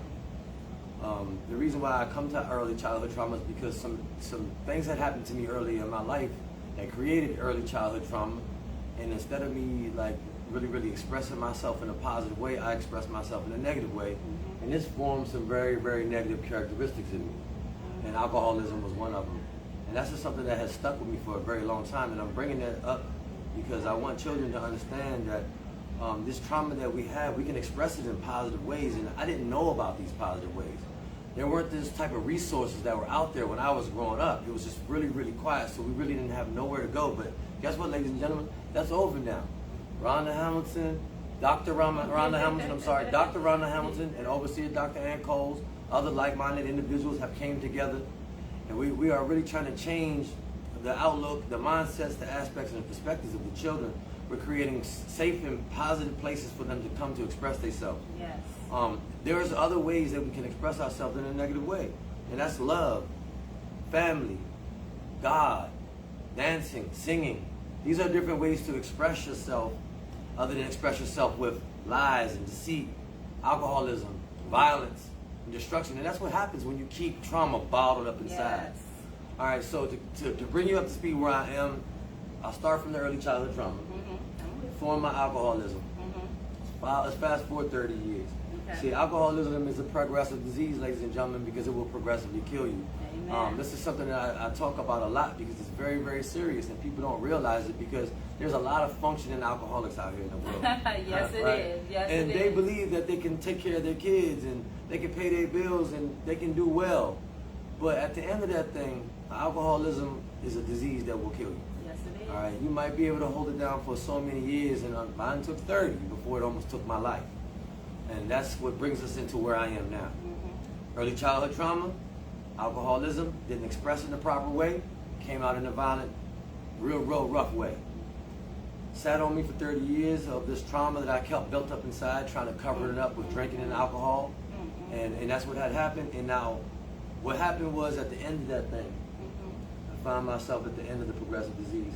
I ran into something that we call, ladies and gentlemen, if you don't know what it is, it's called suicidal ideology.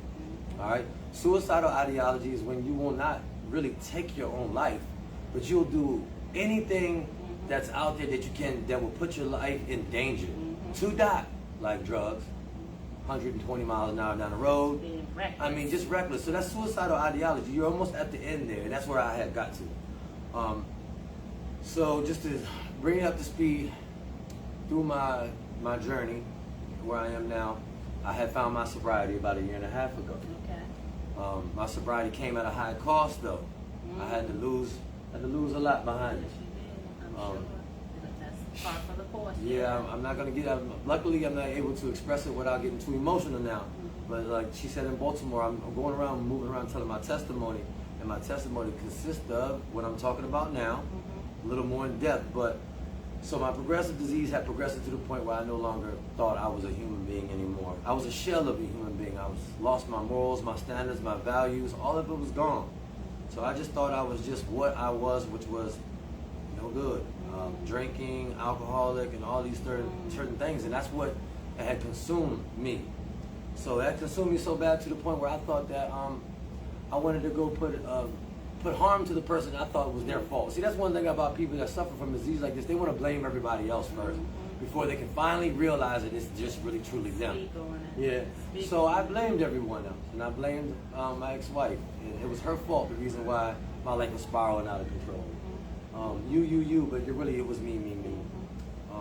So just to bring it up to speed, I found myself trying to put harm on other individuals. It got to the point where it spiraled all the way out of control that I was actually like really, really physically getting aggressive with people. And I blamed everyone for it, so I went to put some harm on this person, and by the grace of God, that she wasn't dead. Right then and there, I had something I call a spiritual divine intervention. And through the spiritual divine intervention, I found my sobriety.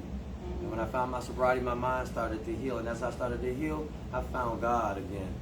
I've always had God in my life, but I had started my walk back with the Lord. And right there, it had guided my way into certain different things. Started praying more.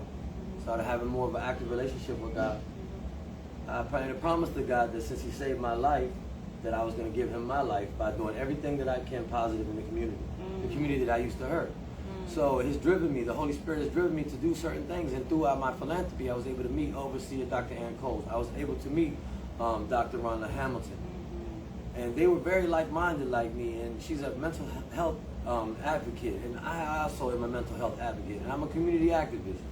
These are the things that I said that I was going to use as a boundary, or actually something that's going to keep me sober. Yes. So that was kind of, in a sense, of a promise that I made to God, that I would do these certain things like philanthropy work, serving the homeless, giving back to the community, being positive at all times, and that has triggered all of these effects. So it's like a domino effect that happened to me. I gave my life back to God. God has guided me with sobriety. Next thing I know, I'm speaking in public off of one motivational speech. One motivational speech. Here I am now on your show, and I'm actually one of the team members of the Healthy DMV and Me Coalition, Leadership Coalition. I mean, this is really serious. You got to think where I came from, and my story is very tricky. 2 years ago, I was a very dark individual. All right, very dark, and now here I am, shining and smiling and bright and sober. And loving life. Loving life. Hey, to those out here that are struggling with it, trust and believe me, it is way, way better on the other side of the fence. You just got to get there. 21-day challenge. Give it a shot. That's what they say. You got to go through to get through, right? So that's what happened. I mean, I started doing my philanthropy work. I met different individuals, like-minded individuals started coming together, and I started just kind of saying, hey, let's start building new resources and building new things like positive environments for children and resources. And like I said, I gave that one speech.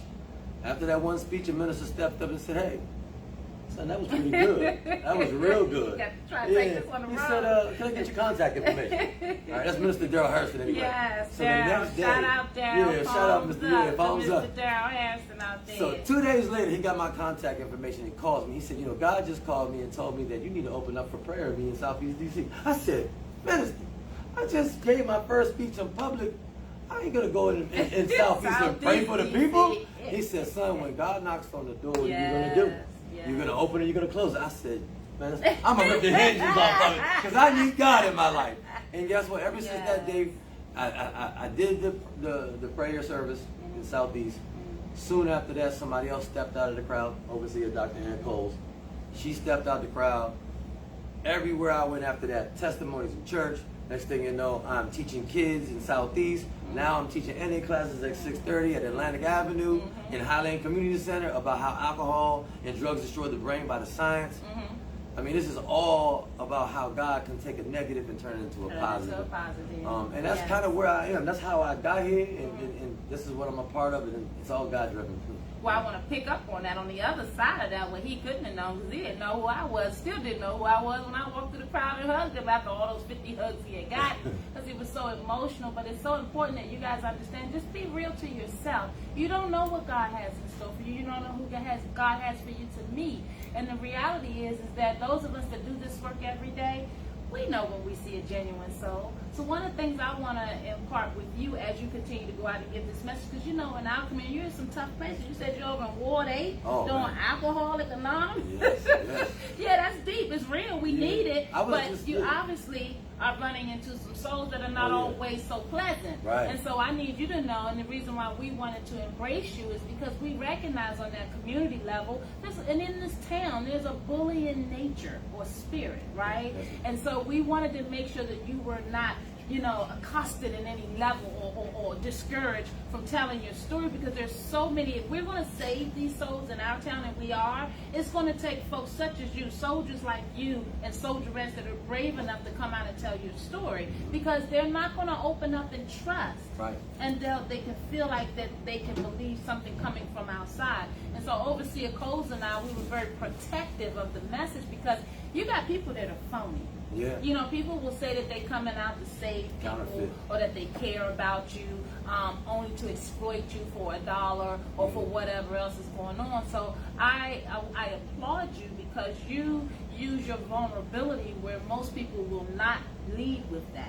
They don't really want you to know the whole story, because people are not really comfortable. But I got that call about you day one.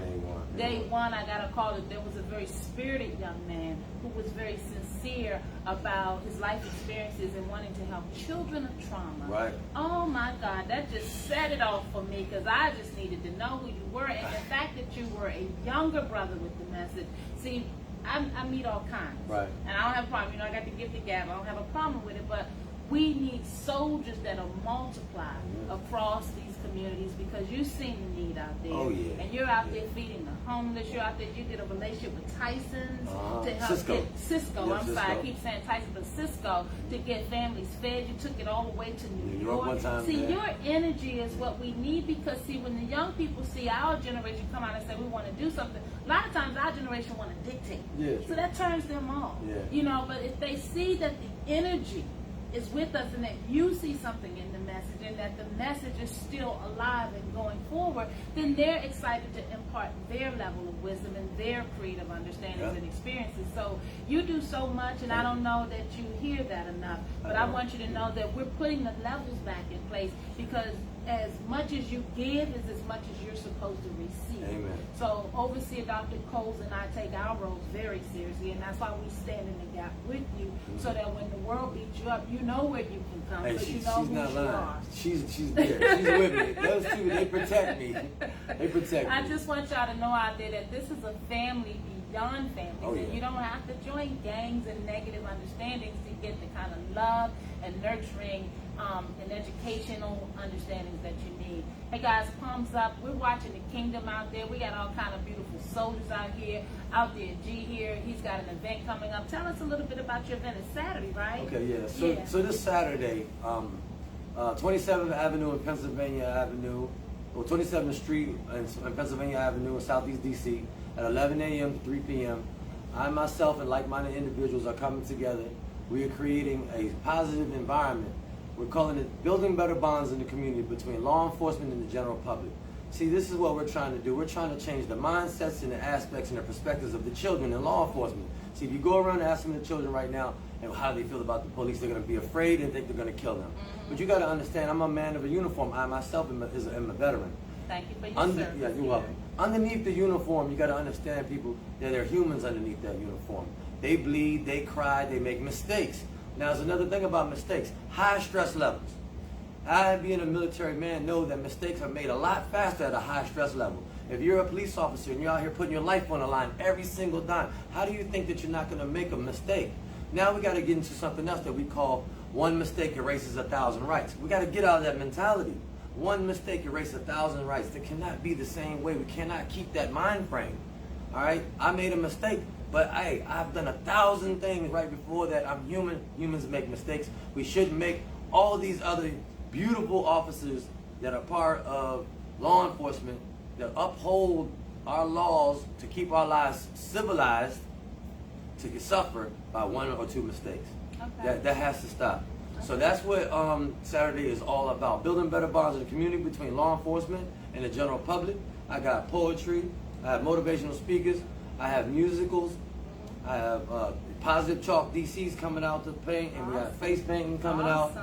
This is a grand celebration, and the whole thing about it all is the interaction between the children and the police officers. And the reason being, it's the last thing, I'm very long-winded. The reason being is this. If we can change the mindset and the aspect and perspective of some of these children out here right now, how do you know that we will not inspire one of them to become a police officer? Right. Now we're going to start talking about real, true change. See, change happens when we get the right people in the right places. That's right. See, the people that had got there before were right until they got corrupt. See, these things happen because they're human. All right? They made a mistake, and now they're wrapped in and not making the change that they were put there for. So what happens is we got to put the right people there. That's right. We take a child from Southeast DC that experienced all this gun trauma, but we inspire him now to be a police officer.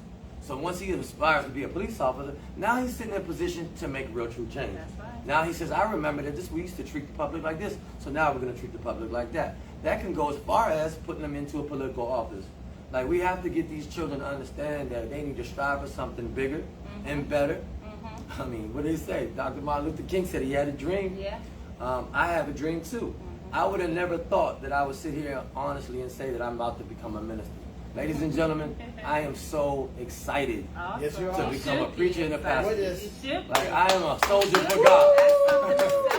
Yeah, I want to touch on something because you bring up some very very valid points, and I thank you. As I told you, I love your energy, and you stay right where you are. Okay. You let people catch up to you. You don't slow down for them, all right? All right. Amen. And then the reality is that we need to reintroduce our children to the reality of who Officer Friendly is. And we need to reintroduce our police force to the reality that Officer Friendly is needed in our community Amen. still. Yes.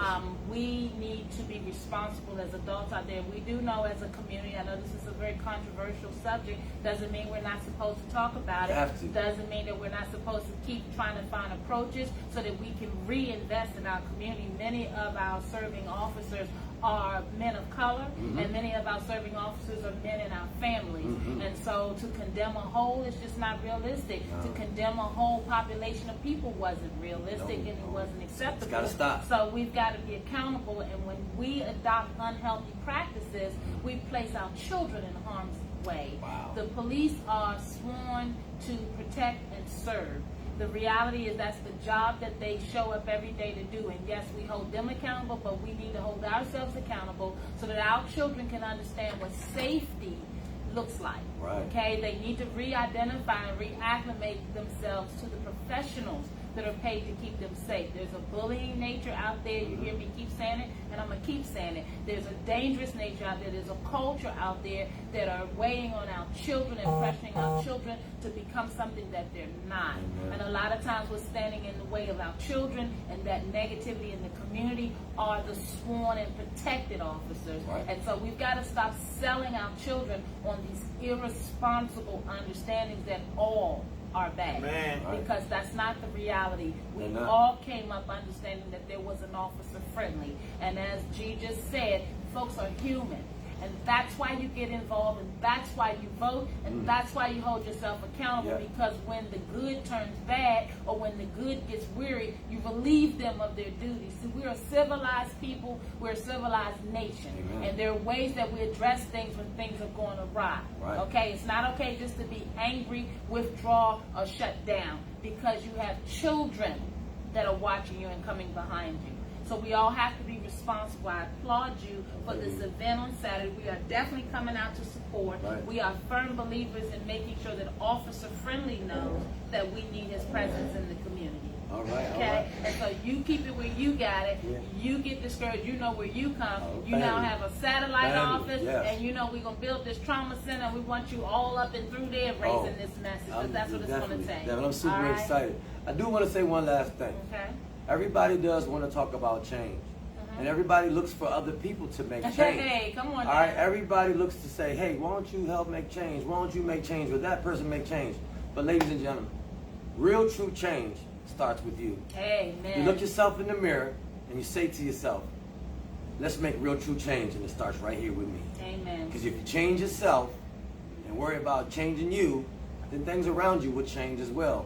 But everybody's so worried about everybody else making a change. Why don't you make your own change? Hey, that's right. Hey, that's right. Word on the street is this your boy G, and he's in these streets. Hey, G, how do they get in touch with you? What's your social media? All right, my social media, my IG is King Khalid 27. Facebook is Gary G Khalid Henson. Email is thetriangle27@gmail.com. Real quick, they call me MIT, Minister in Training, Gary G Khalid, unorthodox style of street minister. We out there in the streets grinding every Wednesday, outreach. Daryl Hurston, Crime Victim Foundations, MI Mother's Keeper, Rhonda Hamilton, Overseer Dr. Ann Cole's Kingdom Church. We got so many different organizations coming together and banding together right now. We're on a push for peace and prosperity. It's the Humanitarian Peace Project, and we out of here. Hey, word up. Palms up, palms up. Palms up, guys. It's your girl. It's your girl. Thanks so much, G. Appreciate you. Hey, guys, I thank you for hanging out with us. And just like that, we're back on the air. Hey, did you miss us? Because we certainly missed you. Come on over here, Charles, and get in this hot seat. I see you jumping. Hey, guys, I want you to show our behind-the-scene folks. Guys, since we're showing some love today, this is my beautiful nephew in love. And I want you guys to know that he is such a beautiful soul. Amen. I want you to know that you are much more than your diagnosis out there. Our children, our young adult, our adults, we're going to do this together. Palms up Who's watching that kingdom out there? You know we're watching. Hey guys, we are so happy to be back here with you, and we thank you for hanging out with us tonight and celebrating the grand opening of our Prince George's County Outreach Office. What you need out there? Talk it up. I know you got some issues, but now you know we're back, and we'd love to hear from you guys. HealthyDCandMe.org. Those of you out there that want to support the platform, Palms Up 4MI, the number 4MI is the Cash App. And guys, we're back on the air, so just like that, we're going to be doing it live on next Tuesday at 7 p.m. So palms up. And the word on the street is that we in PG County, so you got some splaining to do, DC. What's going on? It's your girl. We're over here in the 9th Ward. We're so excited to be back. Thanks so much for hanging out with us on this Tuesday night. And you know what it is. Set your alarm for next Tuesday at 7 p.m. because we're back. Hey, make a date. Come out here and check us out in our outreach center. Send some folk our way. You know what it is out there. You know how we do it. Word on the street is that our folk need saving. Are you with us? Palms up. We'll see you next week. God bless.